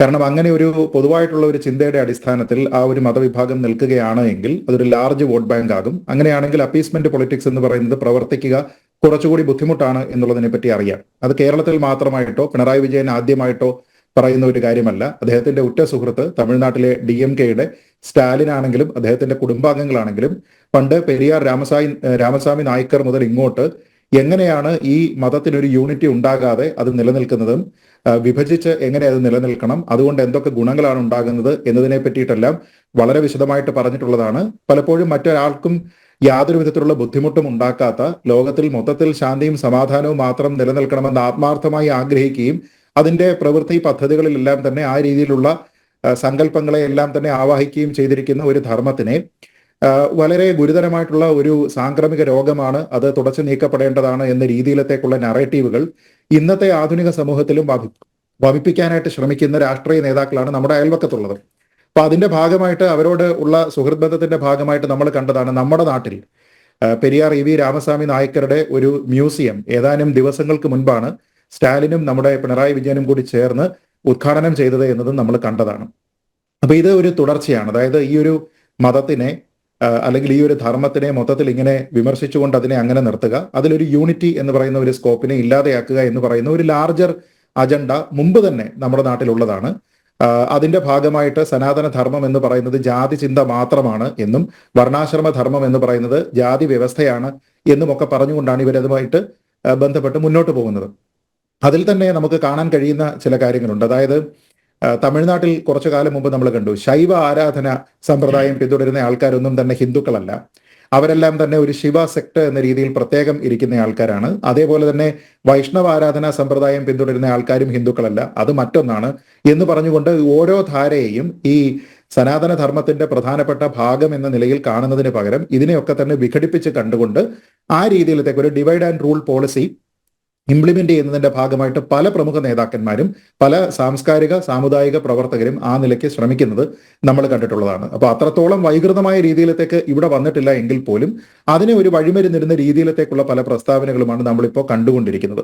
അപ്പൊ അതുകൊണ്ട് തന്നെ ഈ CPM എന്ന് പറയുന്ന പാർട്ടിയെ സംബന്ധിച്ചിടത്തോളം നമുക്കറിയാം, ഈഴവ വോട്ട് ബാങ്ക് എന്ന് പറയുന്നതിനെ വളരെ കൃത്യമായി ക്യാപിറ്റലൈസ് ചെയ്ത് ഉപയോഗിച്ചുകൊണ്ടിരിക്കുന്ന ഒരു പാർട്ടിയാണ് അവർ. അത് ഏറ്റവും വലിയ ഹിന്ദു പാർട്ടിയാണ് നമ്മുടെ നാട്ടിലേത്. അതുപോലെ തന്നെ ഈഴവ വോട്ട് ബാങ്ക് എന്ന് പറയുന്ന ഒരു കാര്യം അവിടെ ഉണ്ട് എന്നുള്ളത് ഒരു യാഥാർത്ഥ്യവുമാണ്. പക്ഷെ ഇപ്പോ കഴിഞ്ഞ കുറെ കാലമായിട്ട് അതിലൊരു വിള്ളൽ വന്നിട്ടുണ്ട് എന്നതിനെപ്പറ്റി ഇലക്ഷൻ റിസൾട്ട് മൂലം CPM-ന് കൃത്യമായിട്ടുള്ള ധാരണയുണ്ട്. അപ്പൊ അതുകൊണ്ട് തന്നെ മറ്റ് ഹിന്ദു വിഭാഗങ്ങൾ ചിന്തിക്കുന്ന രീതിയിലത്തേക്ക് ഇവരും ചിന്തിച്ചു മാറിപ്പോയി കഴിഞ്ഞാൽ കാലിന്റെ ചുവട്ടിലെ മണ്ണ് ഒലിച്ചു പോകുന്നതിന് തുല്യമായിരിക്കും അത് എന്ന രീതിയിലത്തേക്കുള്ള ഒരു തിരിച്ചറിവും ഒരുപക്ഷെ ഉണ്ടായിരിക്കാം. അതല്ല എങ്കിൽ ശ്രീനാരായണ ഗുരു സനാതന ധർമ്മത്തിന്റെ വക്താവോ പ്രയോക്താവോ അല്ല എന്ന നിലയ്ക്ക് അബദ്ധജടിലമായിട്ടുള്ള ഒരു പ്രസ്താവന മുഖ്യമന്ത്രിയെ പോലെയുള്ള ഒരു ഉന്നത സ്ഥാനത്തിരിക്കുന്ന ഒരു വ്യക്തിയുടെ നാക്കിൽ നിന്ന് ഉണ്ടാകേണ്ടതല്ല. കാരണം ഒരു നിലയ്ക്ക് നോക്കിക്കഴിഞ്ഞാലും ശ്രീനാരായണ ഗുരുദേവനെ നമുക്ക് സനാതന ധർമ്മത്തിൽ നിന്ന് വ്യത്യസ്തമായി കാണാൻ കഴിയില്ല. കാരണം ഈ സനാതന ധർമ്മത്തിനെ എതിർക്കുന്ന പല നറേറ്റീവുകളും പ്രത്യേകിച്ച് തമിഴ്നാട്ടിൽ നിന്ന് നമ്മൾ കണ്ടിട്ടുണ്ട്. അങ്ങനെ വരുമ്പോൾ എല്ലായ്പ്പോഴും സനാതന ധർമ്മത്തിനെ എതിർക്കുമ്പോൾ ഒറ്റ ഷോട്ടിൽ അവർ എതിർക്കുന്ന മറ്റു ചില കാര്യങ്ങളുണ്ട്. അതിലൊന്ന് സംസ്കൃതം എന്ന് പറയുന്ന ഭാഷയെ തന്നെയാണ്. ആ ഭാഷയുടെ പോരായ്മയായിട്ട് തന്നെ പറയുന്നത് അത് എല്ലാ വിഭാഗത്തിൽപ്പെട്ട ആൾക്കാർക്കും സ്വായത്തമാക്കാനായിട്ടുള്ള ഒരു മാർഗമുണ്ടായിരുന്നില്ല. അതുകൊണ്ട് തന്നെ അത് വരേണ്യവർഗ്ഗക്കാരുടെ പ്രത്യേകിച്ച് ബ്രാഹ്മണരുടെ മാത്രം ഭാഷയായിരുന്നു. അതുകൊണ്ട് തന്നെ അതും വെറുക്കപ്പെടേണ്ടതാണ് എന്നുള്ള ഒരു നറേറ്റീവ് ഉണ്ട്. അതിനോടൊപ്പം തന്നെ വേദങ്ങൾ ഉപനിഷത്തുകൾ എന്ന് പറയുന്ന സനാതന ധർമ്മത്തിന്റെ ഏറ്റവും അടിസ്ഥാന ശിലകളായിട്ടുള്ള വേദങ്ങളെയും ഉപനിഷത്തുകളെയും തള്ളിപ്പറയുന്ന ഒരു രീതി അവിടെയുണ്ട്. അതേപോലെ തന്നെ ഓരോരോ ആചാര പദ്ധതികൾ, അത് ഏതെങ്കിലും ഒരു ദേവതയ്ക്കോ ഏതെങ്കിലും ഒരു മൂർത്തിക്കോ വേണ്ടി നിർമ്മിച്ചിരിക്കുന്ന ആചാര പദ്ധതികളെല്ലാം വെവ്വേറെയാണ്. ഇതൊന്നും തമ്മിൽ യൂണിറ്റി ഇല്ല. അതുകൊണ്ട് ശിവ സെക്ട് എന്ന് പറയുന്നത് സെപ്പറേറ്റും വൈഷ്ണവ സെക്ട് എന്ന് പറയുന്നത് സെപ്പറേറ്റും ശാക്തേയ സെക്ട് എന്നത് സെപ്പറേറ്റും എന്ന രീതിയിലത്തേക്കുള്ള പല വ്യാഖ്യാനങ്ങളും അവിടെ കാണുന്നുണ്ട്. പക്ഷെ ഈ രീതിയിലുള്ള ഏത് കാര്യം പ്രയോഗിച്ചാലും അത് ശ്രീനാരായണ ഗുരുദേവന്റെ കാര്യത്തിൽ വിലപ്പോവില്ല എന്നുള്ളതാണ് ഏറ്റവും പ്രധാനപ്പെട്ട കാര്യം. ഇതിൽ സംസ്കൃത ഭാഷയെപ്പറ്റി തന്നെ പറഞ്ഞാൽ സംസ്കൃത ഭാഷയിൽ അഗാധമായ പാണ്ഡിത്യം നേടിയിരുന്ന ആളാണ് ശ്രീനാരായണ ഗുരുദേവൻ. അദ്ദേഹം സംസ്കൃതത്തിലുള്ള ഗ്രന്ഥങ്ങളെ വായിച്ചു മനസ്സിലാക്കി എന്ന് മാത്രമല്ല തന്റെ സ്വന്തം രചനകളും സംസ്കൃതത്തിൽ ധാരാളമായി യാതൊരു വിധത്തിലുള്ള ലോഭവും ഇല്ലാതെ ചെയ്തിരുന്ന വ്യക്തിയായിരുന്നു അദ്ദേഹം. പിന്നെ വേദങ്ങളിലേക്കും ഉപനിഷത്തിലേക്കും പോയി കഴിഞ്ഞാൽ പല ഉപനിഷത്തുകൾക്കും അദ്ദേഹം വ്യാഖ്യാനം ശ്രമിച്ചിട്ടുണ്ട്. അതുകൂടാതെ വേദങ്ങളെ വളരെ ആഴത്തിൽ അദ്ദേഹം പഠിച്ചിട്ടുണ്ട്, അതിനെപ്പറ്റി പ്രചരിപ്പിച്ചിട്ടുണ്ട്, വിശദീകരിച്ചിട്ടുണ്ട്. ഒരു സമയത്തും അദ്ദേഹം ഇത്തരത്തിലുള്ള വേദത്തിനെയോ സംസ്കൃതത്തിനെയോ ഉപനിഷത്തുകളെയോ പുരാണങ്ങളെയോ തള്ളിപ്പറയാൻ അദ്ദേഹം തയ്യാറായിട്ടില്ല എന്നുള്ളതും പ്രധാനമാണ്. പിന്നെ മറ്റൊന്ന്, നമ്മൾ ഈ പറഞ്ഞിരിക്കുന്നത് പോലെ ഏതെങ്കിലും ഒരു പ്രത്യേക സെക്ടിന്റെ ഭാഗമായിട്ട് അദ്ദേഹത്തിനെ പറയാനും കഴിയില്ല. കാരണം അദ്ദേഹം അസംഖ്യം ശിവസ്തുതികൾ എഴുതിയിട്ടുണ്ട്, അസംഖ്യം ദേവീ സ്തുതികൾ എഴുതിയിട്ടുണ്ട്. അതിൽ തന്നെ ദേവിയുടെ വിവിധ ഭാഗങ്ങൾ, ഭദ്രകാളി ഉൾപ്പെടെയുള്ള, ഭഗവതി ഉൾപ്പെടെയുള്ള വിവിധ ഭാവങ്ങളെ കുറിച്ച് അദ്ദേഹം എഴുതിയിട്ടുണ്ട്. അതേപോലെ തന്നെ അദ്ദേഹം സുബ്രഹ്മണ്യ സ്തുതികൾ എഴുതിയിട്ടുണ്ട്, വിനായകാഷ്ടകം ഉൾപ്പെടെയുള്ള കാര്യങ്ങൾ എഴുതിയിട്ടുണ്ട്, മന്ത്രങ്ങൾ എഴുതിയിട്ടുണ്ട്, ഹോമമന്ത്രങ്ങൾ എഴുതിയിട്ടുണ്ട്, സ്തുതികൾ എഴുതിയിട്ടുണ്ട്, ശ്ലോകങ്ങൾ എഴുതിയിട്ടുണ്ട്. അദ്ദേഹം മന്ത്രത്തിലും യന്ത്രത്തിലും തന്ത്രത്തിലും വിശ്വസിച്ചിരുന്നയാളാണ്. അതേപോലെ തന്നെ സനാതന പദ്ധതികളുടെ ഭാഗമായിട്ട് തന്നെ പറയുന്നതാണ് ഈ താന്ത്രിക പദ്ധതികൾ. അദ്ദേഹം സ്ഥാപിച്ചിരിക്കുന്ന എല്ലാ ക്ഷേത്ര സമ്പ്രദായങ്ങളും താന്ത്രിക വിധിപ്രകാരമുള്ളതാണ്. അതല്ല എന്ന് പല ആൾക്കാരും പറയുന്ന കണ്ണാടി പ്രതിഷ്ഠ പോലും ആ രീതിയിലത്തേക്കാണ്. കാരണം കണ്ണാടി എന്നത് അവിടെ ഒരു പീഠവും ഓംകാരം എന്നുള്ളത് അവിടുത്തെ പ്രതിഷ്ഠയുമാണ്. അപ്പോൾ ഓംകാര പ്രണവ പ്രതിഷ്ഠ എന്ന രീതിയിലത്തേക്കാണത് എന്ന് അദ്ദേഹം തന്നെ വ്യാഖ്യാനിച്ചിട്ടുമുണ്ട്. അപ്പൊ അങ്ങനെ നമ്മൾ നോക്കിക്കഴിഞ്ഞാൽ സനാതന ധർമ്മത്തിന്റെ ഭാഗമായിട്ടുള്ള ഒന്നിനെയും അദ്ദേഹം തള്ളിപ്പറഞ്ഞിട്ടില്ല എന്ന് മാത്രമല്ല, അതിന്റെ എല്ലാം തന്നെ ശരിയായ അർത്ഥത്തിലുള്ള വക്താവും പ്രയോക്താവുമായി പ്രവർത്തിച്ചിരുന്ന ഒരാൾ കൂടിയാണ്. പിന്നെ അദ്ദേഹത്തിനെ പറ്റി പല ആൾക്കാരും പറയുന്ന ഒരു പ്രധാനപ്പെട്ട വിമർശനമുണ്ട്. ആ വിമർശനം എന്ന് പറയുന്നത് അദ്ദേഹം ഈ സനാതനം എന്നുള്ള വാക്ക് അദ്ദേഹം ഉപയോഗിച്ചിട്ടില്ല, ഒരു ഭാഗത്തും അദ്ദേഹം അതിനെപ്പറ്റി പറഞ്ഞിട്ടില്ല എന്ന രീതിയിലത്തേക്കുള്ള ചില കാര്യങ്ങളുണ്ട്. അപ്പൊ ഈ ചർച്ചയിൽ അത് ഇതിനോടകം തന്നെ പറഞ്ഞിട്ടുണ്ടോ എന്ന് എനിക്കറിയില്ല, പക്ഷേ പറഞ്ഞു കഴിഞ്ഞു. അപ്പോ അത് രണ്ട് കൃത്യമായ റെഫറൻസ് ചൂണ്ടിക്കാണിച്ചു. ശരി, അപ്പോൾ രണ്ട് കൃത്യമായിട്ടുള്ള റെഫറൻസുകളുണ്ട്. അത് കൂടാതെ തന്നെ അദ്ദേഹത്തിന്റെ ഒരു ജാതി ഒരു മതം ഒരു ദൈവം മനുഷ്യന് എന്ന് പറയുന്ന ഏറ്റവും പ്രസക്തമായിട്ടുള്ള അദ്ദേഹം സൃഷ്ടിച്ച് നമുക്ക് തന്നിരിക്കുന്ന ഒരു ആപ്തവാക്യമുണ്ട്. ആ വാക്യത്തിനെ പോലും സനാതനധർമ്മ വിരുദ്ധമായി പ്രചരിപ്പിക്കുന്ന ആൾക്കാരുണ്ട്. കാരണം ഹിന്ദു വിഭാഗത്തിനെ പറ്റി മാത്രം നോക്കിക്കഴിഞ്ഞാൽ തന്നെ അവിടെ 33 കോടി ദൈവങ്ങളുണ്ട്. അപ്പൊ അതിൽ ഒന്ന് മാത്രം മതി എന്ന് അദ്ദേഹം പറഞ്ഞിട്ടുണ്ട് എങ്കിൽ അത് ഇതേപോലെ ഒരു സനാതനധർമ്മ വിരുദ്ധമായിട്ടുള്ള പ്രസ്താവനയാണ്. ആൾക്കാർ തെറ്റായിട്ടുള്ള ചില ആരാധനാ സമ്പ്രദായങ്ങളിലേക്ക് പോകുന്നതിൽ നിന്ന് അദ്ദേഹം വിലക്കുകയാണ് എന്നൊക്കെ പറഞ്ഞ് വ്യാഖ്യാനം ചമയ്ക്കുന്ന ആൾക്കാരുണ്ട്. പക്ഷെ അത്തരത്തിലുള്ള ആൾക്കാരും അറിയേണ്ടുന്ന ഏറ്റവും പ്രധാനപ്പെട്ട കാര്യം അദ്വൈത വേദാന്തത്തിന്റെ ഏറ്റവും പ്രധാനപ്പെട്ട ഒരു ദർശനമാണത്, ഒരു ദൈവം മനുഷ്യന് എന്ന് പറയുന്നത്. അപ്പോൾ വേദാന്ത സൂത്രം എഴുതിയിരിക്കുന്നത് ഇദ്ദേഹമാണ്, ശ്രീനാരായണ ഗുരുദേവനാണ്. അപ്പൊ അതിന്റെ ഏറ്റവും അവസാനത്തെ വരി എന്ന് പറയുന്നത് തന്നെ തസ്മാത് തസ്യ സത്വാച്ച എന്നാണ്. എന്ന് വെച്ചാൽ ബ്രഹ്മത്തിൽ നിന്ന് അന്യമായി ഒന്നുമില്ല, സർവം ബ്രഹ്മമയം എന്നുള്ള ഒരു കോൺസെപ്റ്റാണ്. എന്ന് പറഞ്ഞാൽ തന്നെ അദ്വൈത വേദാന്തത്തിനെ അത്ര മനോഹരമായിട്ട് തന്നെ വ്യാഖ്യാനിച്ചിരിക്കുന്ന ഒരു ദർശനമാണ് അദ്ദേഹത്തിന്റെ ഭാഗത്തു നിന്നുണ്ടാകുന്നത്. അപ്പോ അദ്വൈത വേദാന്തത്തിന്റെ ഏറ്റവും വലിയ വക്താവും പ്രയോക്താവും ആരായിരുന്നു എന്ന് ചോദിച്ചാൽ ആദിശങ്കരനാണ്. ഇപ്പൊ സനാതന ധർമ്മവുമായി എത്രത്തോളം ഇഴചേർന്നിട്ടാണോ ആദിശങ്കരനെ നമ്മൾ കാണുന്നത്, അദ്ദേഹത്തിന്റെ തന്നെ ചിന്താ പദ്ധതികളെ അതേപോലെ തന്നെ പിന്തുടർന്നിരുന്ന ഒരു വ്യക്തി എങ്ങനെ സനാതന ധർമ്മ വിരുദ്ധനാകും എന്നുള്ള ഒരു പ്രശ്നം കൂടിയുണ്ട്. അത് തന്നെയുമല്ല, ദൈവചിന്തനം എന്ന് പറയുന്ന ഒരു കാര്യമുണ്ട്. എനിക്ക് തോന്നുന്നു ഒരുപക്ഷെ കമ്മ്യൂണിസ്റ്റുകാർക്ക് തീരെ ഇഷ്ടപ്പെടാൻ സാധ്യതയില്ലാത്ത ഒന്നാണ്. ഗുരുദേവൻ എഴുതിയിരിക്കുന്ന ദൈവചിന്തനത്തിന്റെ 1-ാം ഭാഗത്തിൽ അദ്ദേഹം പറയുന്ന ഒരു കാര്യമുണ്ട്. അതായത് ഒരു ക്ഷേത്രവുമായി ബന്ധപ്പെട്ടിട്ടാണെങ്കിലും ആരാധനാമൂർത്തികളുമായി ബന്ധപ്പെട്ടിട്ടാണെങ്കിലും പലതരത്തിലുള്ള പദ്ധതികളുണ്ട്. അതിൽ നേദ്യം കൊടുക്കുന്നത് ഉൾപ്പെടെയുള്ള, അവിടെയുള്ള വാദ്യം ഉൾപ്പെടെയുള്ള, അവിടെയുള്ള മന്ത്രതന്ത്ര പദ്ധതികൾ ഉൾപ്പെടെയുള്ള പല കാര്യങ്ങളുമുണ്ട്. ഇതെല്ലാം തന്നെ നമ്മുടെ താന്ത്രികമായിട്ടുള്ള വിധിപ്രകാരമുള്ള കാര്യമാണ്. അതിൽ അദ്ദേഹം തന്നെ എഴുതിയിരിക്കുന്ന കാര്യം ഇങ്ങനെയാണ്: വായുലോകവാസികളിൽ ചിലർക്ക് പാലിലും ചിലർക്ക് നെയ്യിലും ചിലർക്ക് തേനിലും ചിലർക്ക് പായസത്തിലും ചിലർക്ക് പഴവർഗ്ഗത്തിലും ചിലർക്ക് പലഹാരങ്ങളിലും ചിലർക്ക് കന്ദവർഗ്ഗങ്ങളിലും പ്രീതിയുണ്ട്. ചിലരുടെ പ്രീതി പരിമള ദ്രവ്യത്തിൽ, ചിലരുടെ പ്രീതി മന്ത്രത്തിൽ, ചിലർക്ക് തന്ത്രത്തിൽ, ചിലർക്ക് യന്ത്രത്തിൽ, ചിലർക്ക് നൃത്തത്തിൽ, ചിലർക്ക് വാദ്യത്തിൽ, ചിലർക്ക് ഗാനത്തിൽ, ചിലർക്ക് സകലത്തിലും പ്രീതിയുണ്ട് എന്ന് പറയുന്നു. അപ്പോൾ നമ്മുടെ വിശ്വാസ പദ്ധതികൾ പ്രകാരമുള്ള സനാതനധർമ്മത്തിന്റെ ആചാര താന്ത്രിക പദ്ധതി പ്രകാരമുള്ള എല്ലാ കാര്യങ്ങളും, അതിൽ ഈ പറയുന്നതിൽ നേദ്യം ഉൾപ്പെടെയുള്ള അലങ്കാരങ്ങൾ ഉൾപ്പെടെയുള്ള എല്ലാ കാര്യങ്ങളും അതിൽ വന്നിട്ടുണ്ട്. അത്തരം കാര്യങ്ങളെല്ലാം എൻഡോഴ്സ് ചെയ്തു എന്നതിനപ്പുറത്തേക്ക് ഏതെങ്കിലും ഒരു സമയത്ത് സനാതനധർമ്മ പ്രകാരമുള്ള എന്തിനെയെങ്കിലും അദ്ദേഹം തള്ളിപ്പറഞ്ഞിട്ടുണ്ടോ എന്നുള്ളത് പറയുക എന്നുള്ളതാണ് പ്രധാനം. അല്ലാതെ കേവലം വന്നൊരു റെട്ടറിക്കിന്റെ ഭാഗമായിട്ട് ശ്രീനാരായണ ഗുരുദേവൻ ഇവിടെയുള്ള സനാതനധർമ്മത്തിന് വിരുദ്ധമായി നിലനിന്നിരുന്നയാളാണ് എന്ന് പറയുന്നതിന് പകരം ഇന്ന കാരണങ്ങളാൽ അദ്ദേഹം സനാതനധർമ്മ വിരുദ്ധനായിരുന്നു എന്ന് പ്രസ്താവിക്കാൻ, അതിനെ സമർത്ഥിക്കാനായിട്ട് കഴിയുന്ന ആൾക്കാരും തന്നെ ഇവിടെ ഇല്ല. അപ്പൊ ഇതുകൊണ്ട് ഉണ്ടാകുന്ന ഗുണം എന്താണ്, അല്ലെങ്കിൽ ദോഷം എന്താണ്? ഗുണമെന്ന് പറയുന്നത്, എങ്ങനെയാണോ ഒരു പാർട്ടി ഒരു പ്രത്യേക വോട്ട് ബാങ്കിനെ ഭിന്നിച്ചു പോകാതെ ഈ മറ്റുള്ള ലാർജർ കോണ്ടെക്സിലേക്ക് നിങ്ങൾ പോകരുത്, കാരണം അവിടെയെല്ലാം നിങ്ങളുടെ ശത്രുക്കളാണ്, നിങ്ങളുടെ സ്വത്വത്തിനെ അംഗീകരിക്കാത്ത ആൾക്കാരാണ്, നിങ്ങളെക്കാൾ കൂടുതലായിട്ടുള്ള ജാതി ചിന്തയുള്ള ആൾക്കാരാണ് അവിടെ ഉള്ളത് എന്ന നിലയ്ക്ക് പറഞ്ഞുകൊണ്ട് അവരിൽ ഭീതി ജനിപ്പിച്ചുകൊണ്ട് നമ്മൾ പണ്ട് CAA വന്നിരുന്ന സമയത്ത് ഇസ്ലാമിക സമൂഹത്തിനോട് എങ്ങനെയാണോ ഇവരൊരു സമീപനം, ഒരു ഭീതി വിതച്ചത്, അതേപോലെ തന്നെ ഒരു പ്രത്യേക ഹിന്ദു സമുദായത്തിനോട് ആ രീതിയിൽ നിൽക്കുന്നതിന് വേണ്ടിയും തങ്ങളോടൊപ്പം നിൽക്കുന്നതിന് വേണ്ടിയും പ്രേരിപ്പിക്കുന്ന രീതിയിലത്തേക്കുള്ള ചില പ്രസ്താവനകളാണ്. അത് അങ്ങേയറ്റം നിന്ദ്യം എന്ന് മാത്രമേ പറയാനുള്ളൂ. കാരണം കേവലം വിവരക്കേട് എന്നോ അല്ലെങ്കിൽ അബദ്ധം എന്നോ അപ്പുറത്തേക്ക് അത് അങ്ങേയറ്റം നിന്ദ്യമായിട്ടുള്ള കാര്യമാണ്. കാരണം സമൂഹത്തിൽ അതുകൊണ്ടുണ്ടാക്കുന്ന സ്പർദ്ധ, അതുകൊണ്ടുണ്ടാകുന്ന ആൾക്കാരുടെ മനസ്സിലുണ്ടാകുന്ന വിഷം എന്ന് പറയുന്നത് വളരെ കൂടുതലായിരിക്കും. കാരണം എല്ലാ ആൾക്കാരും, ഗുരുദേവനെ ആരാധിക്കുന്ന എല്ലാ ആൾക്കാരും അദ്ദേഹത്തിന്റെ എല്ലാ എഴുത്തുകളും അദ്ദേഹത്തിന്റെ ചിന്താ പദ്ധതികളും കൃത്യമായി പിന്തുടരണം എന്ന് നിർബന്ധമില്ല. ഇപ്പൊ മുഖ്യമന്ത്രിയെ പോലെയുള്ള ഉത്തരവാദിത്ത സ്ഥാനത്തിരിക്കുന്ന ഒരാൾ ഇങ്ങനെ തെറ്റായി അതിന് വ്യാഖ്യാനം ചമച്ചാൽ അത് സ്വാധീനിക്കാൻ അത് സ്വാധീനിക്കാൻ സാധ്യതയുള്ള നിരവധി ആൾക്കാരുണ്ട്. അതുകൊണ്ട് ഇത്തരത്തിലുള്ള ഭിന്നിപ്പുണ്ടാക്കുന്ന പ്രസ്താവനകൾ ഇനിമേലിൽ തന്റെ നാട്ടിൽ നിന്നുണ്ടാകാതിരിക്കാൻ മുഖ്യമന്ത്രി ശ്രമിക്കണം എന്ന് വിനീതമായിട്ട് അദ്ദേഹത്തിനോട് അഭ്യർത്ഥിക്കുക മാത്രമേ പൊതുസമൂഹത്തിന്റെ ഭാഗമായിട്ടുള്ള ഒരാൾ എന്ന നിലയിൽ എനിക്ക് സാധിക്കുകയുള്ളൂ. ശ്രീ RV ബാബു, ഇന്നും അദ്ദേഹം ആ പ്രസ്താവനയിൽ ഉറച്ചു നിൽക്കുന്നു എന്നാണ് പറഞ്ഞത് കേട്ടോ. മാധ്യമപ്രവർത്തകർ ഇതുമായി ബന്ധപ്പെട്ട് ചോദിച്ചപ്പോൾ അതിലൊരു തെറ്റുമില്ല എന്നാണ് പറയുന്നത്. ഇതുവരെയായിട്ടും അദ്ദേഹത്തിന് മനസ്സിലായിട്ടില്ല, പറഞ്ഞത് വലിയ അബദ്ധമാണ് എന്ന് ഇതുവരെ തിരിച്ചറിഞ്ഞിട്ടില്ല. ഇത് പിണറായി വിജയൻ തുടങ്ങി വെച്ച പ്രചരണമല്ല. ഇത് വർഷങ്ങൾക്ക് മുമ്പേ തന്നെ കമ്മ്യൂണിസ്റ്റ് നേതാക്കന്മാരുടെ പ്രചരണം പിണറായി വിജയൻ തുടർന്നു കൊണ്ടുപോകുന്നു എന്ന് മാത്രമേ ഉള്ളൂ. അതുകൊണ്ടാണ് ഞാൻ നമ്പൂതിരിപ്പാട് നടത്തിയിട്ടുള്ള ശ്രീനാരായണ ഗുരുദേവനെ അപകീർത്തിപ്പെടുത്തിക്കൊണ്ട് അപഹസിച്ചുകൊണ്ട് നമ്പൂതിരിപ്പാട് നടത്തിയിട്ടുള്ള രചനകൾ പേര് സഹിതം എടുത്ത് പറഞ്ഞത്. അപ്പൊ ഇത് ആദ്യത്തെ സംഭവമല്ല. ഗുരുദേവനോടും ഗുരുദേവന്റെ സിദ്ധാന്തങ്ങളോടും ദർശനങ്ങളോടുമൊക്കെ കമ്മ്യൂണിസ്റ്റ് പ്രസ്ഥാനങ്ങൾക്ക് എങ്ങനെയാണ് അവർ സമീപിച്ചിരുന്നത് എന്നതിന്റെ ഉദാഹരണം നമ്മുടെ മുമ്പിലുണ്ട്. ഇപ്പോ ശ്രീ സേനാപതി വേണു പറഞ്ഞ ചില കാര്യങ്ങൾ ഞാൻ അതിനോട് പ്രതികരിക്കേണ്ടതുണ്ട് എന്ന് തോന്നുന്നു. കാരണം അദ്ദേഹം വി മുരളീധരൻ ഈ വിഷയത്തിൽ നടത്തിയ പ്രസ്താവനയെ വിമർശിച്ചുകൊണ്ട്, അല്ലെങ്കിൽ വി മുരളീധരൻ പറയുന്ന പോലെയുള്ള സനാതന ധർമ്മത്തെ അദ്ദേഹം അംഗീകരിക്കുന്നില്ല എന്ന് പറഞ്ഞു. അതിന് അദ്ദേഹം ഈ ആനുകാലികമായിട്ട് ഗുരുദേവൻ ജീവിച്ചിരുന്ന കാലഘട്ടത്തിലെ ജാതി വ്യവസ്ഥയെ ചൂണ്ടിക്കാണിച്ചത്. ജാതി വ്യവസ്ഥ ഉണ്ടായിരുന്നില്ലെന്നോ ജാതിയുടെ പേരിൽ വിവേചനം ഉണ്ടായിരുന്നില്ലെന്നോ ആരും പറഞ്ഞിട്ടില്ല. ജാതിയുടെ പേരിലുള്ള വിവേചനങ്ങൾ ഉണ്ടായിരുന്നു. അതുകൊണ്ടാണല്ലോ ഗുരുദേവന് ആ പ്രവർത്തനം നടത്തേണ്ടി വന്നത്.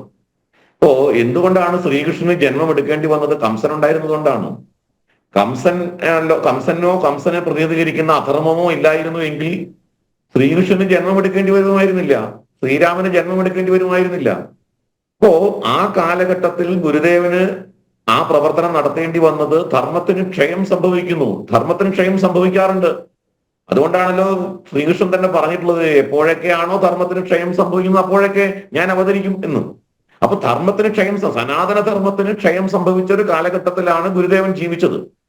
ആ കാലഘട്ടത്തിൽ ഗുരുദേവൻ സനാതന ധർമ്മത്തെ ഉദ്ധരിക്കാൻ സ്വീകരിച്ച മാർഗങ്ങൾ, ഗുരുദേവൻ ഉൾപ്പെടെയുള്ള സാമൂഹിക പ്രവർത്തകന്മാർ അല്ലെങ്കിൽ ആചാര്യന്മാര് അവര് 3 കാര്യങ്ങളിൽ വളരെ അടിസ്ഥാനപരമായി ശ്രദ്ധിച്ചിരുന്നു സേനാപതി വേണു. ഒന്ന്, ആധ്യാത്മികതയായിരുന്നു അവരുടെ അടിത്തറ. സനാതന ധർമ്മത്തിൽ ഊന്നിയ ആധ്യാത്മികത തന്നെയായിരുന്നു അവരുടെ അടിത്തറ. അതുകൊണ്ട് ഗുരുദേവന്റെ പ്രവർത്തികൾ ഇവിടെ നേരത്തെ ശ്രീജിത്ത് പറഞ്ഞു, ഒട്ടനവധി, ഞാനത് ആവർത്തിക്കേണ്ടതില്ല. 2, ഇവരെല്ലാവരും മതം മാറ്റത്തിനെതിരായിരുന്നു എന്നുള്ളതാണ്. ഗുരുദേവൻ മതം മാറ്റത്തിനെതിരെ, ഒരു ജാതി ഒരു മതം ഒരു ദൈവം എന്ന് ഗുരുദേവൻ ഏത് സാഹചര്യത്തിൽ പറഞ്ഞതാണ്? ഇപ്പൊ നേരത്തെ ഞാനിവിടെ ഗുരുദേവന്റെ പള്ളാതുരുത്തി പ്രസംഗത്തെ കുറിച്ച് പറഞ്ഞ സമയത്ത് പറഞ്ഞു, മതം മാറ്റം ആവശ്യമില്ല എന്ന് ഗുരുദേവൻ ഒരു തവണയല്ല പലതവണ പറഞ്ഞു. മതം മാറ്റം തെറ്റാണ്, മതം മാറ്റം കൊണ്ടൊരു പ്രയോജനമില്ല. ഗാന്ധിജിയുമായിട്ടുള്ള 1924 വർക്കലയിൽ നടത്തിയ സംഭാഷണത്തിൽ പോലും ഗുരുദേവൻ അത് പറഞ്ഞു, മതം മാറുന്നത് കൊണ്ട് പ്രയോജനമൊന്നുമില്ല. അത് കുമാരനാശാന്റെ മതപരിവർത്തന രസവാദം എന്ന കൃതിക്ക് അടിസ്ഥാനപരമായിട്ടുള്ള കാര്യം എന്താണ്? ചിലര് ഗുരുദേവന്റെ തന്നെ ഭക്തന്മാരായിട്ടുള്ള ചിലര് മതം മാറാൻ തയ്യാറായിട്ട് വന്ന സമയത്ത് കുമാരനാശാൻ എന്ത് പറഞ്ഞു എന്ന് ചോദിച്ചു ഗുരു. കുമാരനാശാന്റെ അഭിപ്രായം മതം മാറേണ്ടതില്ല, ഈ മതത്തിൽ നിന്നുകൊണ്ട് മതത്തെ പരിഷ്കരിക്കുകയാണ് വേണ്ടത് എന്ന്. കുമാരന്റെ അഭിപ്രായം തന്നെയാണ് തന്റെ അഭിപ്രായം എന്ന് ഗുരുദേവൻ പറഞ്ഞു. അതിന്റെ അടിസ്ഥാനത്തിലാണ് കുമാരനാശാൻ മതപരിവർത്തന രസവാദം എന്ന കൃതി തന്നെ എഴുതിയത്. ഗുരുദേവന്റെ പൂർണ്ണമായ അറിവോടും സമ്മതത്തോടും കൂടിയാണ് ആ കൃതി ഉണ്ടാവുന്നത്. ഗുരുദേവന്റെ പൂർണ്ണമായ അറിവും സമ്മതത്തോടും കൂടിയാണ് ദുരവസ്ഥ എന്ന കൃതി ഉണ്ടാവുന്നത്. ഇതെല്ലാം മതം മാറ്റത്തിനെതിരായി, മതധ്വംസനത്തിനെതിരായിട്ടുള്ള ഗുരുദേവന്റെ പ്രവൃത്തിയായിട്ട് നമുക്ക് കാണാൻ സാധിക്കും. അപ്പോ ഈ 2 കാര്യങ്ങൾ, അതായത് ആധ്യാത്മികതയിലും മതം മാറ്റത്തിനും എതിരായിട്ട് മാത്രമല്ല, ഹിന്ദു ഏകീകരണം, ഈ ആചാര്യന്മാരുടെ മുഴുവൻ ലക്ഷ്യം ജാതിക്ക് അതീതമായി ഹിന്ദു സമൂഹം ഒരുമിക്കണം, ജാതിക്ക് അതീതമായി ഹിന്ദുക്കൾക്ക് ഒരുമിക്കാൻ സാധിക്കണം എന്ന് വളരെ കൃത്യമായിട്ട് ഇവരുടെയൊക്കെ ഉള്ളിലുണ്ടായിരുന്നു, യാതൊരു സംശയമില്ലാതെ. അപ്പോ ഹിന്ദു ഏകീകരണത്തിന് തടസ്സമായിട്ട് നിൽക്കുന്നത് എന്തൊക്കെയാണോ അതെല്ലാം ഇല്ലാതെയാകണം. ഇതായിരുന്നു ഈ ആചാര്യന്മാരുടെ മുഴുവൻ ലക്ഷ്യം. അപ്പോ ഹിന്ദു ഏകീകരണം, അതിന് അടിസ്ഥാനപരമായിട്ടുള്ള ആധ്യാത്മികത, അതിന് ധ്വംസിക്കുന്ന തരത്തിലുള്ള മതം മാറ്റം തുടങ്ങിയിട്ടുള്ള കാര്യങ്ങൾ ഇല്ലാതാവുക, ഈ കാര്യങ്ങളിൽ നിലയുറപ്പിച്ചുകൊണ്ടാണ് ഈ ആധ്യാത്മിക ആചാര്യന്മാര് മുഴുവൻ പ്രവർത്തിച്ചിരുന്നത്. ഇവിടെ ജാതി എന്നുള്ളതിനെ കുറിച്ച് പറഞ്ഞു. ജാതി ഹൈന്ദവ ധർമ്മത്തിന്റെ, സനാതന ധർമ്മത്തിന്റെ ഭാഗമേ ആയിരുന്നില്ല. ഇപ്പോ ഈ പറയുന്ന മാമൂൽ കാലഘട്ടം എന്ന് പറയുന്ന കാലഘട്ടത്തിലാണ് ഈ അധപതനം ഉണ്ടായത്. മാമൂൽ കൺവെൻഷണൽ കാലഘട്ടം എന്ന് പറയും. അതിനെ കൺവെൻഷണൽ കാലഘട്ടം എന്ന് വിളിച്ചത് ഞാനല്ല. മഹർഷി അരവിന്ദൻ ഹ്യൂമൻ സൈക്കിൾ എന്നൊരു പുസ്തകം എഴുതിയിട്ടുണ്ട്. ആ ഹ്യൂമൻ സൈക്കിളിലാണ് ഈ ഓരോ കാലഘട്ടവും എങ്ങനെ ഉരുത്തിരിയുന്നു എന്ന് പറയുന്നത്. വേദകാലഘട്ടത്തിൽ ഈ ജാതി വ്യവസ്ഥ ഉണ്ടായിരുന്നില്ല. വേദകാലത്ത് യാഗത്തിന്റെ അധികാരിമാരായിട്ട് പഞ്ചമന്മാർക്ക് വരെ യാഗത്തിന് അധികാരം ഉണ്ടായിരുന്നു എന്ന് ഋഗ്വേദം പറയുന്നു. പഞ്ചമന്മാർ വരെ. അഗ്നി ഋഷി പാവമാന പാഞ്ചജന്യ പുരോഹിത, അതായത് അഗ്നിയെ പുരോഹിതനായിട്ട്, യാഗത്തിന്റെ പുരോഹിതൻ അഗ്നിയാണ്. അപ്പോ അഗ്നിയെ പുരോഹിതനായിട്ട് സ്വീകരിച്ചുകൊണ്ട് യാഗം ചെയ്യാൻ 5 പേർക്കും, 5 പേരാരാണ്? ബ്രാഹ്മണൻ, ക്ഷത്രിയൻ, വൈശ്യൻ, ശൂദ്രൻ, പിന്നെ പഞ്ചമർ, അതായത് കാട്ടാളൻ.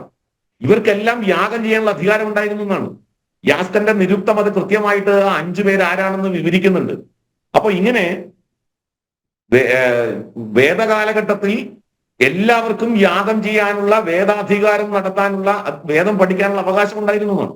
ഇത് മാത്രമല്ല, ശൂദ്രന്മാരെ നമസ്കരിക്കുന്ന, ഇപ്പൊ യജുർവേദത്തിൽ പറയുകയാണ്, നമസ്തക്ഷേഭ്യോ തഥകാരേഭ്യോ നമ, നമ കുലാലേഭ്യ കർമ്മരേഭ്യോ നമ, നമ പുഞ്ചിഷ്ടേഭ്യോ നിഷാദേശ്യോ നമ, നമ ഇഷ്യാഗുഭ്യോ ധനകൃദ്ഭ്യോ നവോ നമ, നമോ മൃഗയുഭ്യശ്ച ശുനിഭ്യശ്ചവോ നമ. എന്ന് വെച്ചാൽ ആചാര്യമാർക്കും തേരുണ്ടാക്കുന്നവർക്കും ഞങ്ങളുടെ നമസ്കാരം, കുശവന്മാർക്കും കൊല്ലന്മാർക്കും ഞങ്ങളുടെ നമസ്കാരം, പക്ഷിപിടുത്തക്കാർക്കും മത്സ്യഘാതികർക്കും ഞങ്ങളുടെ നമസ്കാരം, അമ്മുണ്ടാക്കുന്നവർക്കും വില്ലുണ്ടാക്കുന്നവർക്കും ഞങ്ങളുടെ നമസ്കാരം, വേട്ടക്കാർക്കും നായ്ക്കളെ വളർത്തുന്നവർക്കും ഞങ്ങളുടെ നമസ്കാരം. ഇവരൊക്കെ രുദ്രൻ തന്നെ ആയതുകൊണ്ടാണ് ഇവരെ നമസ്കരിക്കുന്നത് എന്നാണ് യജുർവേദം പറയുന്നത്. ഇപ്പോ ഈ ഒരു ജാതി വ്യത്യാസം ഇന്ന് കാണുന്ന, അല്ലെങ്കിൽ ഗുരുദേവൻ ജീവിച്ചിരുന്ന കാലത്തെ ജാതി വ്യത്യാസം ഈ പറയുന്ന പ്രരൂപകാലത്ത്, പ്രതീക കാലത്ത് ഉണ്ടായിരുന്നില്ല. ഈ പ്രതീക കാലത്തെയാണ് മഹർഷി അരവിന്ദൻ പിന്നീട് ടൈപ്സ് ആയിട്ട് ഉറക്കും. ബ്രാഹ്മണൻ, ക്ഷത്രിയൻ, ശൂദ്രൻ എന്നുള്ള ടൈപ്സുകളായിട്ട് ഉറക്കും. അതിനെയാണ് മഹർഷി അരവിന്ദൻ പ്രരൂപകാലം എന്ന് പറഞ്ഞത്. ആ പ്രരൂപകാലമാണ് പിന്നീട് മാമൂൽ കാലമായിട്ട് അധപ്പതിക്കുന്നത്. അപ്പോ എന്ത് സംഭവിക്കും? ബ്രാഹ്മണന്റെ മകൻ ബ്രാഹ്മണൻ, ക്ഷത്രിയന്റെ മകൻ ക്ഷത്രിയൻ, ശൂദ്രന്റെ മകൻ ശൂദ്രൻ. അപ്പോ ജന്മം കൊണ്ട് ഈ പറയുന്ന വർണ്ണം സൃഷ്ടിക്കപ്പെടുന്ന അവസ്ഥ, അതാണ് മാമൂൽ കാലം. ഗുരുദേവൻ ജീവിച്ചിരുന്നത് മാമൂൽ കാലത്താണ്. ആ മാമൂൽ കാലത്ത് എങ്ങനെയാണ് ഇതിനെ മറികടക്കേണ്ടത്? ഇത് യഥാർത്ഥ പ്രരൂപകാലത്തേക്ക്, അല്ലെങ്കിൽ പ്രതീക കാലത്തേക്ക് തിരിച്ചു കൊണ്ടുപോകാൻ, അതാണ് യഥാർത്ഥത്തിൽ ഗുരുദേവന്റെ പ്രവർത്തനം. അതായിരുന്നു ഗുരുദേവൻ ചെയ്തത്. അപ്പൊ അതുകൊണ്ട് ജാതി എന്നുള്ളതിനെ ഇപ്പൊ ഞാൻ പറയുന്നത് ഗുരുദേവൻ മാത്രമല്ല ജാതിക്കെതിരായി പ്രവർത്തിച്ചത്. ഗുരുദേവൻ അത് സാമൂഹ്യ തലത്തിൽ, പ്രായോഗിക തലത്തിൽ ജാതി എന്നുള്ളതിനെ ഒഴിവാക്കാൻ ശ്രമിച്ചുവെങ്കിൽ, ശങ്കരൻ എന്താ പറഞ്ഞത്? മനീഷാ പഞ്ചകത്തില് ശങ്കരൻ നിർവാണ ശതകത്തിൽ എന്ത് പറഞ്ഞു? മനീഷാ പഞ്ചകത്തിൽ ശങ്കരൻ പറയുകയാണ്, ചണ്ടാലോസ്തു ദ്വിജോസ്തു ഗുരു രിത്യേഷ മനീഷാ മമ. ചണ്ടാലനാകട്ടെ അല്ലെങ്കിൽ ബ്രാഹ്മണനാകട്ടെ, അറിവുള്ളവൻ, ജ്ഞാനിയായിട്ടുള്ളവൻ അവനെ ഗുരുവായിട്ട് സ്വീകരിക്കണം, അവൻ ഗുരുവാണെന്നാണ്. എന്ന് മാത്രമല്ല, നിർവാണ ശതകത്തിൽ ശങ്കരൻ പറയുകയാണ്, നമേ ജാതിഭേദ നമേ മൃത്യു നമേ ജാതിഭേദ. എനിക്ക് മൃത്യുവില്ല, എനിക്ക് പുണ്യങ്ങളില്ല, എനിക്ക് സുഖദുഃഖങ്ങളില്ല, എനിക്ക് ജാതിഭേദമില്ല, എനിക്ക് അങ്ങനെ, ഞാൻ ബോധസ്വരൂപനായിട്ടുള്ള ഒരു വ്യക്തിയാണ്, പരമാത്മ ചൈതന്യമാണ്. എനിക്ക് എന്ത് ജാതി, എനിക്ക് എന്ത് ജന്മ പുണ്യങ്ങൾ, എനിക്ക് എന്ത് ലോഭം, എന്ത് മതമാത്സര്യം, ഇതൊന്നും തന്നെ എനിക്കില്ല എന്ന് പറഞ്ഞുകൊണ്ട്. അപ്പോ ഗുരുദേവന് മുൻപ് ശങ്കരൻ ഇത് പറഞ്ഞു. പക്ഷെ ശങ്കരൻ താത്വികമായ അടിസ്ഥാനത്തിൽ, താത്വിക ദർശനം എന്നുള്ള നിലയ്ക്ക് മാത്രമാണ് പറഞ്ഞതെങ്കിൽ, ഗുരുദേവൻ അത് പ്രായോഗിക ജീവിതത്തിൽ അനുവർത്തിച്ച് കാണിച്ചു എന്നുള്ളതാണ് അതിന്റെ വ്യത്യാസം. അതുകൊണ്ട് ജനങ്ങളുടെ ഇടയിലേക്ക് എളുപ്പത്തിൽ, വളരെ പെട്ടെന്ന് ഗുരുദേവന് തന്റെ ചിന്താഗതിയിൽ എത്തിക്കാൻ കഴിഞ്ഞു. അപ്പോ നമ്മുടെ മഹാന്മാരായിട്ടുള്ള ആചാര്യന്മാർ, അത് ശങ്കരനാകട്ടെ, സ്വാമി വിവേകാനന്ദൻ ജാതിയെ കുറിച്ച് എന്താ പറഞ്ഞത്? രാമകൃഷ്ണ പരമഹംസൻ എങ്ങനെയാണ് ജീവിച്ചത്? അപ്പൊ നമ്മുടെ ആധ്യാത്മിക ആചാര്യന്മാർ, അദ്വൈത ആചാര്യന്മാർ ജാതി, മതം, ഈ പറയുന്ന വ്യത്യാസങ്ങൾ ഇതിനൊന്നും അംഗീകരിച്ചിരുന്നില്ല. കാരണം അവര് പരമാത്മ സ്വരൂപത്തിനെ, ആത്മസ്വരൂപത്തിനെ, ആത്മചൈതന്യത്തിനെ കണ്ടറിഞ്ഞവരാണ്, തൊട്ടറിഞ്ഞവരാണ്, അനുഭവിച്ചറിഞ്ഞവരാണ്. അവർക്ക് പിന്നെ എന്ത് വ്യത്യാസം? അപ്പൊ അത് ആ ആത്മസ്വരൂപത്തെ തിരിച്ചറിയാൻ സനാതന ധർമ്മത്തിലൂടെ അല്ലാതെ എങ്ങനെയാണ് സാധിക്കുക? സനാതന ധർമ്മമാണ് അതിന്റെ വഴി. സനാതന ധർമ്മത്തിലൂടെയാണ് ഈ സാക്ഷാത്കാരം അവർ നേടിയത്. സനാതന ധർമ്മത്തിലൂടെയാണ് അവർ സത്യത്തെ കണ്ടെത്തിയത്. സനാതന ധർമ്മമാണ് അവർക്ക് ഈ സാക്ഷാത്കാരത്തിന് സാധ്യമാക്കിയത്. അതുകൊണ്ട് സനാതന ധർമ്മം ഇല്ലെങ്കിൽ ഇവർക്ക് ഇതൊന്നും സാധ്യമല്ല. സനാതന ധർമ്മത്തിലൂടെ ഇത് സാധ്യമാകും. ഈ ഒരു കാര്യം യഥാർത്ഥത്തിൽ ഞാനിത് പറയുന്നത് പിണറായി വിജയന് വേണ്ടിയല്ല, ഞാനിത് പറയുന്നത് ഈ എന്നെ കേൾക്കുന്ന പ്രേക്ഷകർക്ക് വേണ്ടിയാണ്. നമ്മളെ ഒരുപാട് നരേറ്റീവുകൾ ഉണ്ടാക്കിയിട്ടുണ്ട് ജാതിയുടെ പേരിൽ ഹിന്ദു സമൂഹത്തെ വിഭജിക്കാൻ. പിണറായി വിജയൻ എന്തുകൊണ്ടാണ്? ഞാൻ ഒരൊറ്റ ചോദ്യം ചോദിച്ചാൽ സേനാപതി വേണുവിന് അത് ഇഷ്ടപ്പെടില്ല. ചിലപ്പോൾ വേണുവിനും ഇഷ്ടപ്പെടില്ല, പിണറായി വിജയനും ഇഷ്ടപ്പെടില്ല. കാരണം വളരെ കൃത്യമായി ഒരു ഗ്രന്ഥത്തിൽ അവിശ്വാസികളോട് എങ്ങനെ പെരുമാറണം എന്ന് എഴുതി വെച്ചിട്ടുണ്ട്. വിഗ്രഹാരാധകരോട് എങ്ങനെ പെരുമാറണം എന്ന് എഴുതി വെച്ചിട്ടുണ്ട്. നിങ്ങളുടെ അയൽവക്കത്ത് ക്രിസ്ത്യാനിയെയും യഹൂദനെയും നിങ്ങൾ മിത്രങ്ങളാക്കരുത് എന്ന് എഴുതി വെച്ചിട്ടുണ്ട്. അത് ചൂണ്ടിക്കാണിച്ചുകൊണ്ട് പറയാൻ ഞാൻ ഏത് ഗ്രന്ഥമാണെന്ന് പറയുന്നില്ല. ഈ ചർച്ച ആ ലെവലിലേക്ക് കൊണ്ടുപോകാൻ വേണ്ടിയിട്ടല്ല. പക്ഷെ നിങ്ങൾക്കറിയാലോ ഏത് ഗ്രന്ഥത്തിലാണെന്ന്. ആ ഗ്രന്ഥത്തിൽ പറഞ്ഞ കാര്യങ്ങൾ ചൂണ്ടിക്കാണിച്ചുകൊണ്ട് പിണറായി വിജയനോ വേണ്ട ഇവിടുത്തെ ലോക്കൽ കമ്മിറ്റി സെക്രട്ടറിക്കോ പറയാൻ ധൈര്യമുണ്ടോ? പറയുമോ? ഈ ജാതിപരമായ വ്യത്യാസം ഇസ്ലാമിനകത്തില്ലേ? ഷിയയും സുന്നിയും തമ്മിലുള്ള സംഘർഷം ലോകത്ത് മുഴുവൻ നടന്നുകൊണ്ടിരിക്കുകയല്ലേ? എത്ര ആയിരം ജനങ്ങളുടെ ചോരയാണ് ഒഴുകിക്കൊണ്ടിരിക്കുന്നത്. അതിനെ ചൂണ്ടിക്കാണിക്കാൻ പിണറായി വിജയന് ധൈര്യമുണ്ടോ? കമ്മ്യൂണിസ്റ്റ് പാർട്ടി തയ്യാറാവുമോ അതിനെ സംബന്ധിച്ച് പറയാൻ? ക്രൈസ്തവർക്കിടയിലില്ലേ? ഞാൻ ചോദിക്കുന്നത്, ഇസ്ലാമിനകത്ത് തങ്ങൾ വിഭാഗത്തിൽപ്പെട്ട ആ ആളുകൾ ഈ പറയുന്ന സാധാരണ മുസ്ലിം വീട്ടിലെ ഒരു പെൺകുട്ടിയെ വിവാഹം കഴിക്കാൻ തയ്യാറാണോ? പെണ്ണ് കൊടുക്കുമോ? പെൺകുട്ടിയെ കൊടുക്കുവോ? ഇസ്ലാമിന് പെണ്ണ് കൊടുക്കുവോ? അപ്പൊ ജാതിപര വ്യത്യാസം. അതുകൊണ്ടാണ് മണ്ഡൽ കമ്മീഷൻ ഇസ്ലാമിനകത്ത് മുസ്ലിങ്ങളിനകത്ത് ജാതിയുണ്ട്, ജാതി വ്യത്യാസമുണ്ട്, അവിടെ ജാതിയുടെ പേരിലുള്ള വിവേചനമുണ്ട് എന്ന് പറഞ്ഞുകൊണ്ട് മണ്ഡൽ കമ്മീഷൻ പിന്നോക്ക സംവരണം അവർക്ക് കൊടുക്കാൻ നിഷ്കർഷിച്ചത് അതിന്റെ അടിസ്ഥാനത്തിലാണ്. മുസ്ലിം സമുദായത്തിലെ ജാതി വ്യവസ്ഥ കണ്ടെത്തിക്കൊണ്ടാണ്. അപ്പൊ മുസ്ലിം സമുദായത്തിലെ ജാതി വ്യവസ്ഥയും അതിന്റെ പേരിലുള്ള അസ്വസ്ഥതകളും വിവേചനങ്ങളും ചൂണ്ടിക്കാണിക്കാൻ പിണറായി വിജയൻ തയ്യാറുണ്ടോ? ക്രൈസ്തവരുടെ ഇടയിൽ പരസ്പരം ജാതീയമായ എന്ന് പറയുന്നില്ല, മറിച്ച് വിവേചനങ്ങളില്ലേ? യാക്കോബായ, മലങ്കര, ലാറ്റിൻ കത്തോലിക്ക, സുറിയാനി. ലത്തീൻ കത്തോലിക്ക സമുദായവും സുറിയാനി ക്രൈസ്തവരും തമ്മിൽ ഒരേ രീതിയിലാണോ ചിന്തിക്കുന്നത്, പ്രവർത്തിക്കുന്നത്? പരസ്പരം സെമിത്തേരിയിൽ ഇടം കൊടുക്കുമോ? ഇതെല്ലാം നമ്മുടെ സമൂഹത്തിൽ ഇപ്പോഴും നടന്നുകൊണ്ടിരിക്കുന്നതല്ലേ? ഇതിനെ ചൂണ്ടിക്കാണിക്കാൻ തയ്യാറുണ്ടോ? അപ്പോ ഹിന്ദു സമൂഹം ഒരു സോഫ്റ്റ് ടാർഗറ്റാണ്, വഴിയിൽ കെട്ടിയ ചെണ്ടയാണ്. ആർക്കും കയറി തല്ലാം, ആർക്കും എന്തും പറയാം. ഈ ഒരു അവസ്ഥയിൽ നിന്നുകൊണ്ടാണ് പിണറായി വിജയൻ ഒരു പ്രസംഗം നടത്തിയത്. അത് നേരത്തെ ഇവിടെ ശ്രീജിത്ത് പറഞ്ഞ പോലെ അത് വോട്ട് ബാങ്കല്ല. ഹിന്ദുക്കളെ എങ്ങനെ വേണമെങ്കിലും എന്തും പറയാം. അത് തമിഴ്നാട്ടില് ഉദയനിധി സ്റ്റാലിൻ പറഞ്ഞു ഡെങ്കിയാണ്, കൊറോണയാണെന്ന്. ഇവിടെ പിണറായി വിജയൻ പറയുന്നു. അത്രയുള്ള വ്യത്യാസം. കാരണം ഇത് ഒരു കാര്യം കൂടി അനിൽ നമ്പ്യാര്, ഇവരൊക്കെ പറയാറ് ഞങ്ങൾ RSSന്റെ ഹിന്ദുത്വത്തെയാണ് എതിർക്കുന്നത്. ഞങ്ങള് ഹിന്ദുയിസത്തിന് ഞങ്ങൾ എതിരല്ല, ഹിന്ദുത്വത്തെക്കാണ് എതിര്. ഓരോ തവണയും നമ്മൾ പൊളിച്ചു വരികയല്ലേ. ഇവര് ആത്യന്തികമായി ഹിന്ദു എന്ന് പറയുന്നതിനെതിരാണ്. ഇവര് ഹിന്ദുത്വക്കെതിരാണ്, ഹിന്ദു ധർമ്മത്തിനെതിരാണ്, ഹൈന്ദവതയ്ക്കെതിരാണ്, ഹിന്ദു സംസ്കാരത്തിനെതിരാണ്, ഭാരതത്തിനെതിരാണ്. അതാണ് യഥാർത്ഥ്യം. തീർച്ചയായും. അതുകൊണ്ട് ഈ വിഷയത്തിൽ വളരെ ഗൗരവമായിട്ട് ഒരു ചർച്ചയ്ക്ക് വഴി തുറന്നതിൽ നേരത്തെ ഇവിടെ സൂചിപ്പിച്ച പോലെ, നടേശൻ സാർ സൂചിപ്പിച്ച പോലെ, നമുക്ക് വളരെയധികം നന്ദിയുണ്ട് പിണറായി വിജയനോട്.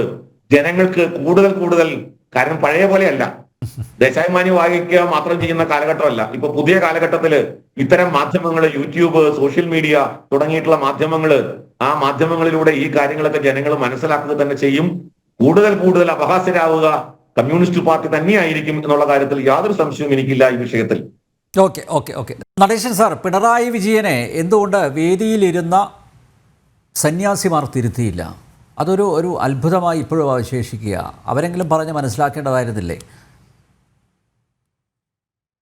തീർച്ചയായിട്ടും അതിൽ വളരെ പ്രധാനപ്പെട്ട ഒരു കാര്യം, ഇതിനു മുമ്പ് പിണറായി വിജയൻ കാവി ഉടുത്ത സന്യാസിമാരെ അതേ വേദിയിൽ അവഹേളിച്ചിട്ടുണ്ട്. എല്ലാ വർഷവും വരികയും ഇങ്ങനെ ആക്ഷേപിക്കുക എന്നുള്ളത് അദ്ദേഹത്തിന്റെ സ്ഥിരം പരിപാടിയാണ്. അതുപോലെ തന്നെ തമിഴ്നാട്ടിലെ ഈ സനാതനധർമ്മവുമായി ബന്ധപ്പെട്ട വിഷയം വന്നപ്പോ ആ വേദിയിൽ ഉണ്ടായിരുന്ന സച്ചിദാനന്ദ സ്വാമി, ഋദംബരാനന്ദ സ്വാമിയും സനാതനധർമ്മം തന്നെയാണ് ശ്രീനാരായണ ഗുരുദേവന്റേത് എന്ന് കൃത്യമായിട്ട് ലേഖനം എഴുതിയിട്ടുള്ളതാണ്. പിന്നെ എന്തുകൊണ്ട് ആ വേദിയിൽ പറഞ്ഞില്ല എന്നുള്ളതാണ്. സിമ്പിളായിട്ട് പറഞ്ഞാൽ ഊരിൽ ഭയമുള്ളത് കൊണ്ട് തന്നെയാണ്, യാതൊരു സംശയമില്ല. കാരണം അധികാരവും പണവും ഉണ്ട് എങ്കിൽ എന്തും ചെയ്യാം എന്ന ഒരു കാലത്താണ് ഇരിക്കുന്നത്. അവരും മനുഷ്യരല്ലേ. അതുകൊണ്ട് ഭയന്നിട്ട് മാത്രമാണ് അവർ മിണ്ടാത്തത്. അവർക്ക് അറിയാത്തവരൊന്നും അല്ല, അവരതിനെക്കുറിച്ച് ധാരാളം സംസാരിക്കുന്നവരാണ്. ഇതാണ് അത് സംബന്ധിച്ച് പറയാനുള്ളത്.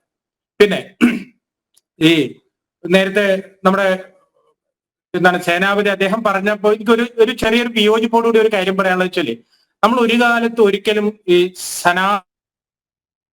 അതിന്റെ വക്താവ് എന്ന രീതിയിൽ അല്ലെങ്കിൽ ധർമ്മത്തിന്റെ വക്താവ് എന്ന രീതിയിൽ ഗുരുദേവനം ഇങ്ങനെ അടർത്തിയെടുത്ത് അവതരിപ്പിക്കുന്നത് തെറ്റാണ്. ഉദാഹരണം പറഞ്ഞാൽ ഈ ഒരു ജാതി ഒരു മതം ഒരു ദൈവം എന്നുള്ളത് അത് അതിനു മുമ്പ് വൈകുണ്ഠസ്വാമിയാണ് പറഞ്ഞത്. ഒன்றേ ജാതി ഒன்றേ കുലം എന്ന് പറഞ്ഞത് വൈകുണ്ഠസ്വാമിയാണ്. അതിനു മുമ്പ് പറഞ്ഞിട്ടുള്ളത് തിരുമൂലരാണ്. തിരുമൂലർ തിരുമന്ത്രം എന്ന കൃതിയിലാണ് പറഞ്ഞിട്ടുള്ളത്. അതുപോലെ തന്നെ തിരുവള്ളുവർ തിരുക്കുറളിൽ പറഞ്ഞിട്ടുണ്ട്. ഇതെല്ലാം തന്നെ നേരത്തെ പറഞ്ഞ വേദ കാലഘട്ടം മുതൽക്ക് ഇങ്ങോട്ടുള്ളതാണ്. ഈ സമയത്തെല്ലാം ജാതിയുണ്ട്, ജാതി ഉണ്ടാകും, ഉറപ്പാണ്. നാളെ ഉണ്ടാകും, ഇന്നുണ്ട്.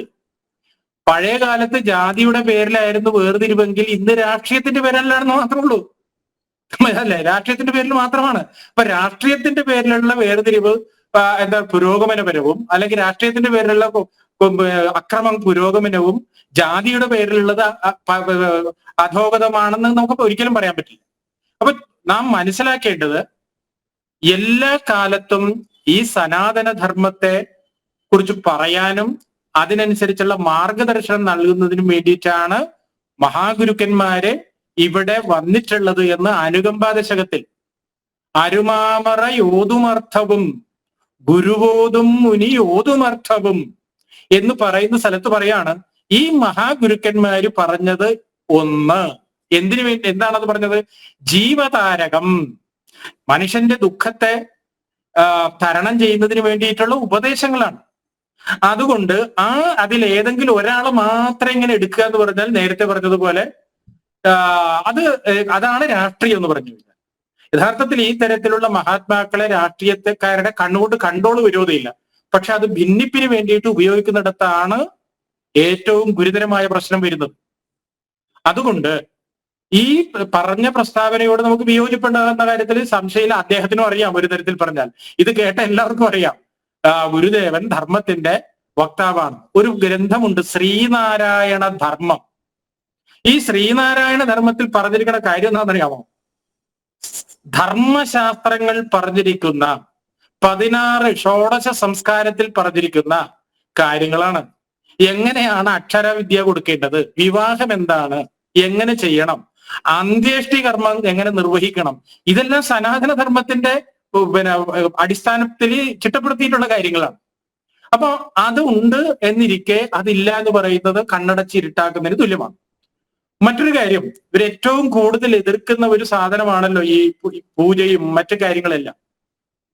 നമ്മൾ ഇന്ന് ഈ 2025 എന്ന് പറയുന്നത് ഹോമമന്ത്രം RV ബാബുജി ആണെന്ന് തോന്നുന്നു ചൂണ്ടിക്കാട്ടി, അതുപോലെ പണിക്കർ സാറും ചൂണ്ടിക്കാണിച്ചിരുന്നു. അതിന് 100-ാം വർഷമാണ്. കഴിഞ്ഞ 100 വർഷമായി എല്ലാ ദിവസവും ശിവഗിരിയില് ഈ ഹോമമന്ത്രം ചൊല്ലിക്കൊണ്ടിട്ടുള്ള ഹോമം എല്ലാ ദിവസവും നടക്കുന്നുണ്ട്. ആ സ്ഥലത്ത് വന്നിട്ടാണ് സനാതന ധർമ്മം തെറ്റാണ്, ആത്മീയത തെറ്റാണ് എന്ന് പറയുന്നത്. ഇതുപോലെ തന്നെ നടരാജഗുരു സ്ഥാപിച്ച നാരായണ ഗുരുകുലങ്ങൾ, അദ്ദേഹം പൊതുവെ ഈ ഭക്തി ആരാധനയോട് അത്ര പ്രതിപത്തിയുള്ള മഹാത്മാവല്ല. പക്ഷെ എങ്കിലും നാരായണ ഗുരുകുലത്തില് ഈ ഹോമമന്ത്രം ഉച്ചരിച്ച് ഹോമം കഴിക്കാത്ത ദിവസം ഉണ്ടാവില്ല. അത് സനാതന ധർമ്മത്തിന്റെ അടിസ്ഥാനമാണ്, അതിന്റെ ഒരു ഭാഗമാണ്. പിന്നെ ഈ ഹോമം, യാഗം എന്നൊക്കെ പറയുന്നത് ത്യാഗമാണ്, ത്യാഗത്തിന്റെ പ്രതീകമാണ്. എന്തിനു വേണ്ടിയിട്ടുള്ള ത്യാഗമാണെന്ന് ചോദിച്ചാൽ രാജ്യത്തിന് വേണ്ടിയിട്ട്, സമൂഹത്തിന് വേണ്ടിയിട്ട്, ലോകത്തിന് വേണ്ടിയിട്ടുള്ള ലോക സമസ്ത സുഖിനോ ഭവന്തു, ഇതാണ് ആ ത്യാഗത്തിന്റെ റിസൾട്ട് എന്ന് പറയുന്നത്. അപ്പോ ഇത് ഗുരുദേവൻ പറഞ്ഞിട്ടുണ്ട് എങ്കിൽ അത് ഒറ്റപ്പെട്ട ഒരു സംഭവമേ അല്ല എന്ന് ആദ്യം മനസ്സിലാക്കണം. ഈ സർവമത സമ്മേളനം നടത്തുമ്പോഴും എല്ലാവരും പറഞ്ഞു വരുന്നത് ഗുരുദേവൻ മാത്രമാണ്, അങ്ങനെ ഒരിക്കലും പറയാൻ പാടില്ല.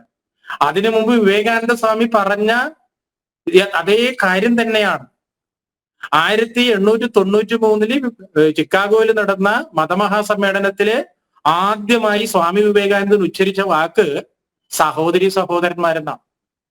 ഇത് ഗുരുദേവൻ പറഞ്ഞത് അഖിലരും ആത്മാ സഹോദരരെന്നല്ലേ പറയേണ്ടതെന്നാണെന്നാണ്. ഇത് രണ്ട് സനാതന ധർമ്മത്തിന്റെയാണ്. ഇതിനു മുമ്പ് 1888 നേരത്തെ സൂചിപ്പിച്ചതുപോലെ അരുവിക്ക് പുറത്ത് പറഞ്ഞല്ലോ ജാതിഭേദം മതദ്വേഷം, അത് സനാതന ധർമ്മത്തിന്റെയാണ്. അപ്പോ ജാതി എന്ന് പറയുന്നത് രണ്ട് തരത്തിലാണ്. ഒന്ന് നായർ നമ്പൂതിരി ഈഴവൻ തുടങ്ങിയതായ ജാതി, രണ്ട് മനുഷ്യത്വം എന്ന ജാതി. ഈ മനുഷ്യത്വം എന്ന ജാതിയെ കുറിച്ചാണ് മനുഷ്യാണാം മനുഷ്യത്വം ജാതി എന്ന് വളരെ കൃത്യമായി ഗുരുദേവൻ പറയുന്നത്. ആ ജാതി നമുക്ക് വേണം, മനുഷ്യത്വത്തിന്റെ ജാതി വേണം, മാനവികതയുടെ ജാതി വേണം. പക്ഷെ ആ ജാതിയിൽ ധാർമ്മികത വേണം. ആ ധാർമ്മികത ആത്മീയതയുടെ അടിസ്ഥാനത്തിലാവണം. അപ്പോ ഹ്യൂമാനിറ്റിയും മൊറാലിറ്റിയും നിലനിൽക്കുന്നത് സ്പിരിച്വാലിറ്റിയുടെ അടിസ്ഥാനത്തിലാണ്. ഇതാണ് ആത്മോപദേശ ശതകത്തിന്റെ ഉപദേശ സാരം എന്ന് പറയുന്നതാണ്.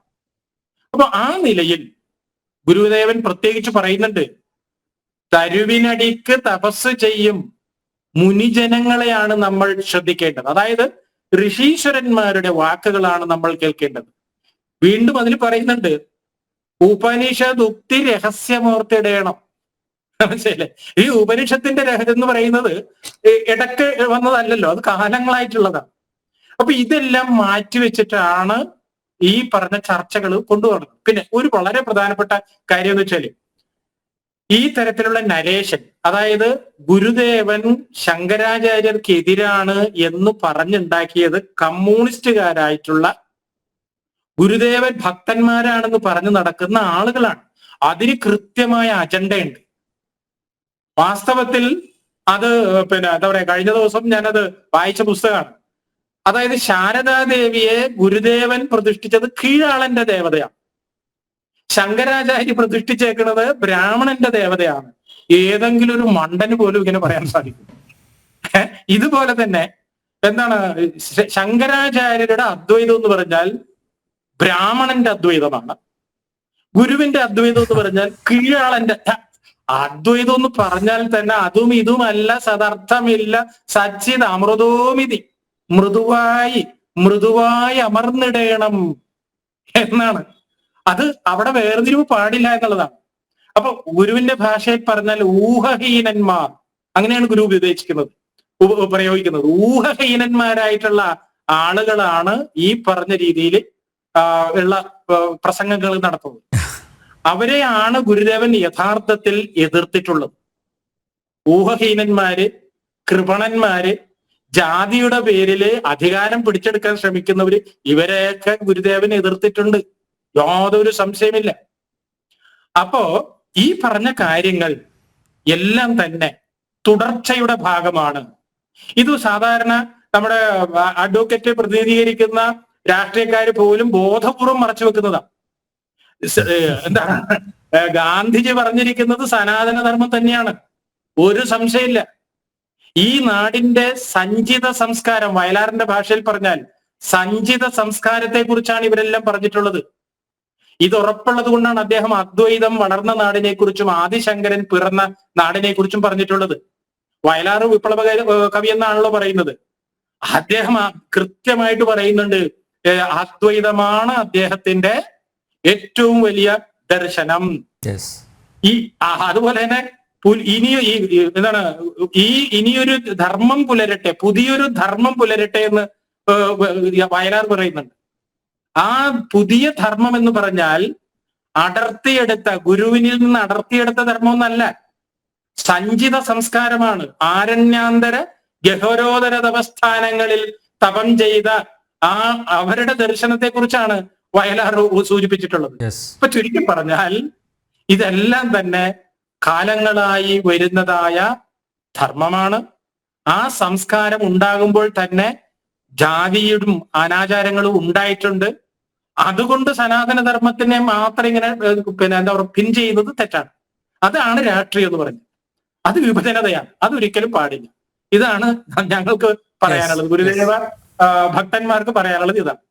Okay, advocate Senapathi Venu, ആശയക്കുഴപ്പമൊക്കെ clear ചെയ്തിട്ടുണ്ട് നമ്മുടെ RV ബാബുവും അതുപോലെ ഡോക്ടർ നടേശനും അല്ലേ. എന്തായാലും ഈ സനാതന ധർമ്മത്തെ ഏതെങ്കിലും ഒരു വിഭാഗം അടിച്ചുകൊണ്ട് പോവില്ല, അല്ലെങ്കിൽ അവരുടെ അട്ടിപ്പേർ അവകാശമാണ് എന്ന് കരുതിയാണല്ലോ വിമർശനങ്ങൾ വരുന്നത്. ഇപ്പോൾ പിണറായി വിമർശിച്ചതും ഇപ്പോൾ RV ബാബുവിൻ്റെ അഡ്വക്കേറ്റ് സേനാപതി വേണുവിൻ്റെ പിന്നെ ശബ്ദത്തിലും അത് എനിക്ക് കേൾക്കാൻ സാധിച്ചു.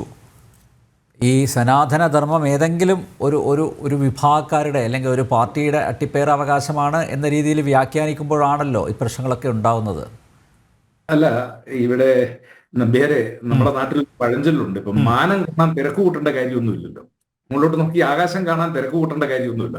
അപ്പൊ സനാതന ധർമ്മത്തെ വ്യാഖ്യാനിക്കാനും സനാതന ധർമ്മത്തിന്റെ മാർഗത്തിൽ നീക്കാനും അത് ആരുടെയെങ്കിലും പ്രത്യേകമായിട്ടുള്ള എന്തെങ്കിലും ഉപദേശമോ അല്ലെങ്കിൽ അവരുടെ നിർദ്ദേശമോ ഇതൊന്നും ആവശ്യമില്ല. ഗുരുവിന്റെ ധർമ്മത്തിന്റെ അതിന്റെ ആത്യന്തികത എന്ന് പറയുന്നത് സനാതന ധർമ്മം തന്നെയാണ്. സനാതന ധർമ്മത്തിൽ പറഞ്ഞിരിക്കുന്ന കാര്യങ്ങളാണ്. പക്ഷെ ഗുരു വിയോഗിച്ചത് എവിടെയാണ്? സനാതന ധർമ്മത്തിന്റെ മറവിൽ നമ്മുടെ നാട്ടിലുണ്ടായ ജാതി ചിന്ത.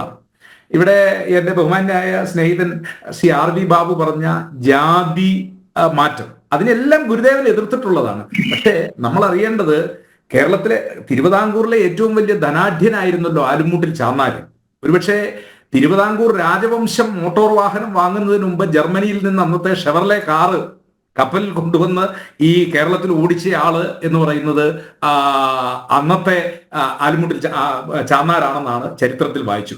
ആ ചാന്നാറ് താൻ കായംകുളത്ത് പണി കഴിപ്പിച്ച കുളത്തിനകത്തുനിന്ന് വെള്ളം എടുത്തതിന്റെ പേരിൽ അദ്ദേഹത്തിന് പിഴയിടേണ്ടി വന്നു എന്നുള്ളതാണ്. അപ്പോ ജാതിയുടെ ഒരു തീവ്രത അല്ലെങ്കിൽ ക്രൂരത അത് നേരിട്ട് കണ്ടയാളാണ് ഗുരുദേവൻ. ധർമ്മച്യുതി ഉണ്ടാവുമ്പോ ഇടപെട്ടു, അത്രയേ ഉള്ളൂ. അങ്ങനെ കണ്ടാ പോരെ അതിന് വേറൊരു വ്യാഖ്യാനം കൊടുക്കേണ്ടതില്ലല്ലോ. ധർമ്മച്യുതി ഉണ്ടാവുമ്പോൾ ഇടപെടുന്നു, അങ്ങനെ ഇടപെട്ടു ശ്രീനാരായണ ഗുരു, ആ രീതിയിൽ കണ്ടാ പോരെ. ഞാൻ പറഞ്ഞത് ഗുരുദേവൻ സനാതന ധർമ്മത്തിന്റെ ചിന്താഗതിയിൽ നിന്ന് വേറിട്ടോ ഒന്നും പ്രവർത്തിച്ചിട്ടില്ല. അദ്ദേഹം പറഞ്ഞിട്ടുള്ളത് അതായത് മനുഷ്യൻ തമ്മിൽ പുണർന്ന് ജനിപ്പത് ഒരു ജാതി ഒരു മതം എന്ന് അദ്ദേഹം പറഞ്ഞിട്ടുള്ള ആശയ ചിന്താഗതി, ഒരു യോനി ഒരാകാരം, അതായത് മനുഷ്യനെല്ലാവരും ഒന്ന് എന്നുള്ള സംജ്ഞ അത് ലോകത്തിന് മുമ്പിൽ കൊടുക്കുമ്പോൾ അദ്ദേഹം നേരിട്ട് കണ്ട കാഴ്ചയുണ്ടല്ലോ. രാമൻ ഇളയതിന്റെ കണ്ണിൽ വൈക്കം സത്യാഗ്രഹത്തിൽ പങ്കെടുത്ത മൂവാറ്റുപുഴ പിറവം പാലക്കുഴക്കാരൻ രാമൻ ഇളയത്, അദ്ദേഹത്തിന്റെ കുടുംബാംഗങ്ങൾക്ക് ഈ അടുത്ത കാലത്താണ് അവർക്ക് നഷ്ടപ്പെട്ടു പോയി കിടക്കാനുള്ള വീട് അത് KPCCയുടെ നേതൃത്വത്തിൽ അത് K. സുധാകരനൊക്കെ മുൻകൈ എടുത്ത് പണിത് കൊടുത്തത്. എന്തിനാ രാമൻ ഇളയതിന്റെ കണ്ണു കുത്തിപ്പൊട്ടിച്ചത്, കണ്ണിൽ ചുണ്ണാമ്പെഴുതിയത്? എന്തിനാ ആമചാടി തേവര് എന്ന് പറയുന്ന സമൂഹത്തിന്റെ ഏറ്റവും പിന്നോക്ക ജനവിഭാഗത്തിൽപ്പെട്ടയാളാണ്. എന്തിനാണ് അദ്ദേഹത്തിന്റെ കണ്ണിൽ ചുണ്ണാമ്പെഴുതിയ കണ്ണു പൊട്ടിച്ചത്? അത് കേരളത്തിൽ നിലനിന്ന തീവ്രമായ സനാതന ധർമ്മത്തിന്റെ മറവിൽ ഏതോ ചില ആളുകൾ അവർ നടത്തിയിട്ടുള്ള പ്രവർത്തനങ്ങൾ അത് കേരളത്തിൽ വല്ലാതെ ചർച്ച ചെയ്യപ്പെടണം. അങ്ങനെയുള്ള ചർച്ചയ്ക്ക് ഇത്തരത്തിലുള്ള സംവാദങ്ങൾ അത് കൃത്യമായി വരണം എന്ന് ആഗ്രഹിക്കുന്നതാണ്. ഒരു മിനിറ്റ് കൂടെ പറഞ്ഞുകൊണ്ട് ഞാൻ അവസാനിപ്പിക്കാം. ഒരു കൗതുകകരമായ കാര്യം. അപ്പോ നാഗമ്പടം ക്ഷേത്രത്തിലെ മാവിന്റെ ചോട്ടിൽ ഗുരു വിശ്രമിക്കുമ്പോഴാണ് കിട്ടൺ റൈറ്ററും വല്ലഭശ്ശേരി ഗോവിന്ദ പണിക്കരും ഗുരുവിനോട് പറഞ്ഞത് നമുക്കൊരു തീർത്ഥാടനം വേണ്ടേ. അപ്പൊ അവർ പറഞ്ഞത് എന്താണെന്ന് അറിയോ? അതാണ് നമ്മൾ മനസ്സിലാക്കേണ്ടത്. ഹിന്ദുക്കൾ കാശി രാമേശ്വരത്ത് പോകുന്നു, ക്രിസ്ത്യാനികൾ റോമിലും അന്ത്യോക്കയിലും ഒക്കെ അവർ പോകുന്നു തീർത്ഥാടനത്തിന്, മുസ്ലിംസ് അവർ മക്കയിലും മദീനയിലും പോകുന്നു. നമുക്കും ഒരു തീർത്ഥാടനമായി കൂടെ എന്നുള്ളതാണ്. അപ്പോ ഗുരുവിന്റെ മനസ്സിലറിയാം സനാതന ധർമ്മത്തിന്റെ ഭാഗമാണ് അവർ. പക്ഷേ അവരെ മാറ്റി നിർത്തിയിരിക്കുന്നു. ആ മാറ്റി നിർത്തലിൽ നിന്നാണ് അദ്ദേഹം പറഞ്ഞത് ശരിയായിക്കോട്ടെ, നമുക്ക് വലിയ ആർഭാടമൊന്നും വേണ്ട, നിങ്ങൾ മഞ്ഞ വസ്ത്രം ധരിച്ചു പോകണം, അത് മഞ്ഞളിൽ മുക്കിയാൽ മതി. എന്നിട്ട് അദ്ദേഹം പറഞ്ഞത് എന്താ? അവിടെ പഞ്ചശുദ്ധി, ആഹാരശുദ്ധി, വാക്ശുദ്ധി, ഗ്രഹശുദ്ധി, മനഃശുദ്ധി, ഈ രീതിയിലുള്ള ശുദ്ധികൾ മനുഷ്യനുണ്ടാകണം. അദ്ദേഹം അവിടെ പറയാൻ പറഞ്ഞത് എന്താ? അവിടെ മനുഷ്യനെ ഇന്നിന്ന കാര്യങ്ങൾ, നീ വിദ്യ കൊണ്ട് പ്രബുദ്ധനാകണം, അല്ലെങ്കിൽ വ്യവസായം കൊണ്ട് അഭിവൃദ്ധിപ്പെടണം, സംഘടന കൊണ്ട് ശക്തനാകണം, അത് ഏതെങ്കിലും ഒരു വിഭാഗത്തിന് വേണ്ടിയല്ല അദ്ദേഹം പറഞ്ഞത്. അദ്ദേഹം എല്ലാവർക്കും വേണ്ടിയാണ് പറഞ്ഞത്. അപ്പോൾ എല്ലാവർക്കും വേണ്ടി അദ്ദേഹം പറഞ്ഞപ്പോൾ തീർച്ചയായും അദ്ദേഹത്തിന്റെ വചനങ്ങൾ, അദ്ദേഹത്തിന്റെ പ്രഭാഷണങ്ങൾ, അദ്ദേഹത്തിന്റെ ഉദ്ബോധനങ്ങൾ അത് സനാതന ധർമ്മവുമായിട്ട് ചേർന്ന് പോകുന്നു എന്നുള്ള കാര്യത്തിൽ ഒരു തർക്കവുമില്ല. അതിന് വിരുദ്ധമായിട്ട് ഒന്നും ഗുരു പ്രവർത്തിച്ചിട്ടില്ല. പക്ഷേ ഗുരുവിനെ അദ്ദേഹം ജീവിച്ചിരുന്ന കാലഘട്ടത്തിൽ വേദനിപ്പിച്ച ഒന്ന് ഇവിടെ നിന്നിരുന്ന ഈ ജാതീയമായ വ്യവസ്ഥിതി. ആ ജാതീയമായ വ്യവസ്ഥിതിയിൽ ഇവിടുത്തെ അടിസ്ഥാന വർഗത്തെ, അതുകൊണ്ടാണല്ലോ അദ്ദേഹം ക്ഷേത്രപ്രതിഷ്ഠ നടത്തിയതിനു ശേഷം മറ്റ് സ്ഥലങ്ങളിൽ മാടനെ, മർദയെ, യക്ഷിയെ, അറുകുലയെ, പുളിയാമ്പുളിയെ ഒക്കെ ആരാധിച്ചിരുന്ന അതിനെ, ആ വിഗ്രഹങ്ങളെല്ലാം പുറംകാലം കൊണ്ട് അടിച്ചു മാറ്റിയില്ലേ അദ്ദേഹം. കാരണം അദ്ദേഹം സാമൂഹിക പരിഷ്കരണം, അത് സനാതന അതൊക്കെ അംഗമായി കാണാം അഡ്വക്കേറ്റ് സേനാപതി വേണു, ഇന്നും ഉണ്ട് അതൊക്കെ.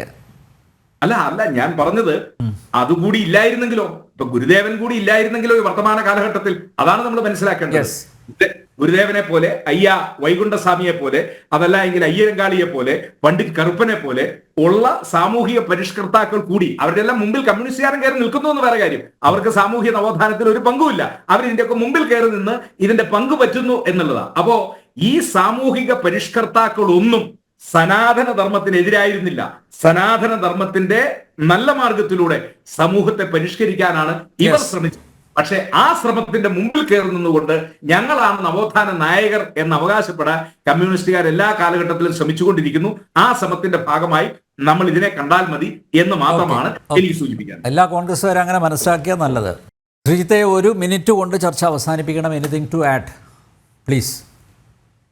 ശ്രീ അനിൽ, ഏതെങ്കിലും ഒരു കാലഘട്ടത്തിലെ ഒരു സാമൂഹിക അധപ്പതനത്തെ സനാതന ധർമ്മത്തിന്റെ കഴുത്തിൽ കൊണ്ടുപോയി കെട്ടുന്നത് എന്തിനാണ് എന്ന് എനിക്ക് മനസ്സിലാകുന്നില്ല.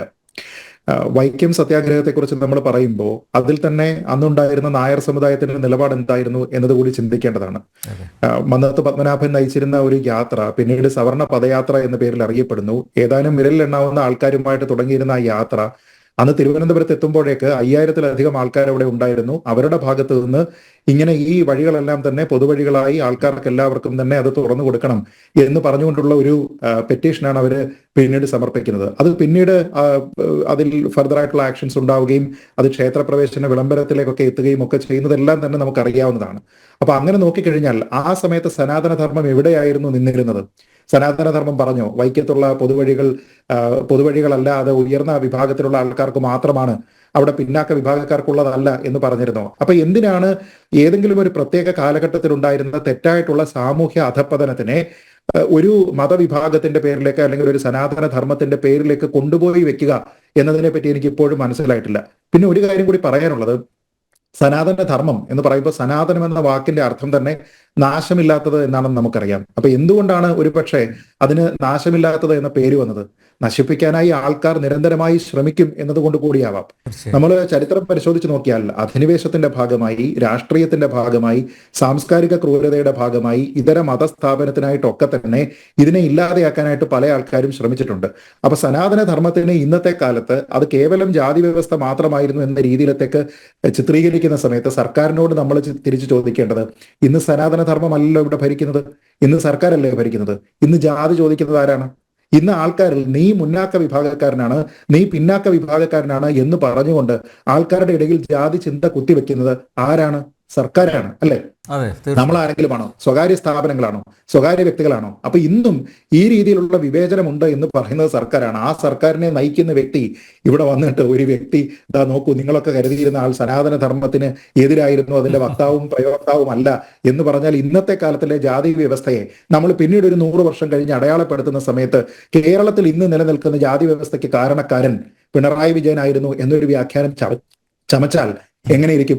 അത് CPM-ന്റെ ദർശനം അതായിരുന്നു എന്ന് ചമച്ചാൽ എങ്ങനെയിരിക്കും? അപ്പൊ കാലഘട്ടത്തിന്റെ ഭാഗമായി നിൽക്കുന്ന ഒരു അനാചാരത്തിനെ, ഒരു ദുരാചാരത്തിനെ നമ്മൾ അവിടെ ഉണ്ടായിരുന്ന ഒരു പ്രത്യേക വിഭാഗത്തിന്റെ ഭാഗമായിട്ട് ചേർത്ത് വെക്കുക എന്ന് പറയുന്നത് ശ്രീജിത്ത് ഒരു കാര്യം കൂടി ചേർക്കണം. അതായത് സേനാപതി വേണു പറഞ്ഞെന്ന് വെച്ചാൽ ജാതി വ്യവസ്ഥ അത് ഈ മുന്നോക്കക്കാരിൽ മാത്രം നിന്നൊരു വ്യവസ്ഥയാണ് ജാതി വ്യവസ്ഥ എന്ന് തോന്നും. പുലയനയ്യപ്പൻ എന്ന് വിളിച്ചിട്ട് ചെറായില്, ഞാൻ അവരുടെ പേരൊന്നും പറയുന്നില്ല കാരണം എന്റെ അടുത്ത സുഹൃത്തുക്കൾ അവര്, ആ ക്ഷേത്രവും അവര് അയ്യപ്പനെ നാട് കടത്താൻ കൊച്ചി രാജാവിന് മെമ്മോറാണ്ടം കൊടുത്തു. അതിന്റെ കാരണം പുലയൻ അയ്യപ്പൻ എന്ന പേര് വിളിക്കാനും കാരണം അധസ്ഥിതരോടൊപ്പം അയ്യപ്പൻ മിശ്രഭോജനം നടത്തി എന്നുള്ള കാരണമാണ്. അല്ല അതാണ് സാറ് ഞാൻ പറഞ്ഞത്. ഈ വ്യവസ്ഥ ഏതെങ്കിലും ഒരു മോൾ ഭാഗത്തെ മാത്രമല്ല, അല്ല. അവസ്ഥയാണിത്. ഇതിൽ തന്നെ വിവാഹവുമായി ബന്ധപ്പെട്ട് പലപ്പോഴും ആൾക്കാർ ഇത് പറയാറുണ്ട്. ഈ ഉയർന്ന ജാതിയിലുള്ള ആൾക്കാർ എന്തുകൊണ്ട് താഴ്ന്ന ജാതിയിലുള്ള ആൾക്കാരെ വിവാഹം കഴിക്കുന്നില്ല എന്ന് പറയുമ്പോൾ നമ്മൾ ഈ താഴ്ന്ന ജാതി എന്ന് പറയുന്ന ജാതി വിഭാഗങ്ങളിലേക്ക് പോയി കഴിഞ്ഞാൽ അവർ അതിന്റെ താഴെ എന്ന് കരുതപ്പെടുന്ന ജാതി വിഭാഗത്തിൽ നിന്ന് വിവാഹത്തിന് സന്നദ്ധരാകുന്നുണ്ടോ എന്നതുകൂടി നോക്കണം. അപ്പൊ ഈ വിഭാഗത്തിലുള്ള ഈ ചിന്ത എല്ലാവരിലുമുണ്ട്. അപ്പൊ സമൂലമായിട്ടുള്ള ഒരു മാറ്റം എല്ലാവരിലുമാണ് ഉണ്ടാകേണ്ടത്. അതിന് ഗുരുദർശനം നമ്മെ സഹായിക്കട്ടെ എന്ന് മാത്രം പ്രത്യാശിക്കാം. പ്രത്യാശിക്കാം. എന്തായാലും പറഞ്ഞത് അബദ്ധമാണെന്ന് തിരിച്ചറിഞ്ഞ് സ്വയം തിരുത്താൻ പിണറായി ശ്രമിക്കണം. അല്ലെങ്കിൽ പിണറായിയെ തിരുത്താൻ ശ്രീനാരായണ ഗുരുവിൻ്റെ ശിഷ്യന്മാരായിട്ടുള്ള ശിവഗിരിയിലെ സന്യാസിമാരെങ്കിലും തയ്യാറാവണം. അവരതിന് മുൻകൈ എടുക്കണം. ജനറൽ ഡിബേറ്റ് ഇവിടെ പൂർണ്ണമാവുന്നു. ചർച്ചയിൽ പങ്കെടുത്ത എല്ലാ അതിഥികൾക്കും നന്ദി. ഒപ്പം പ്രേക്ഷകർക്കും.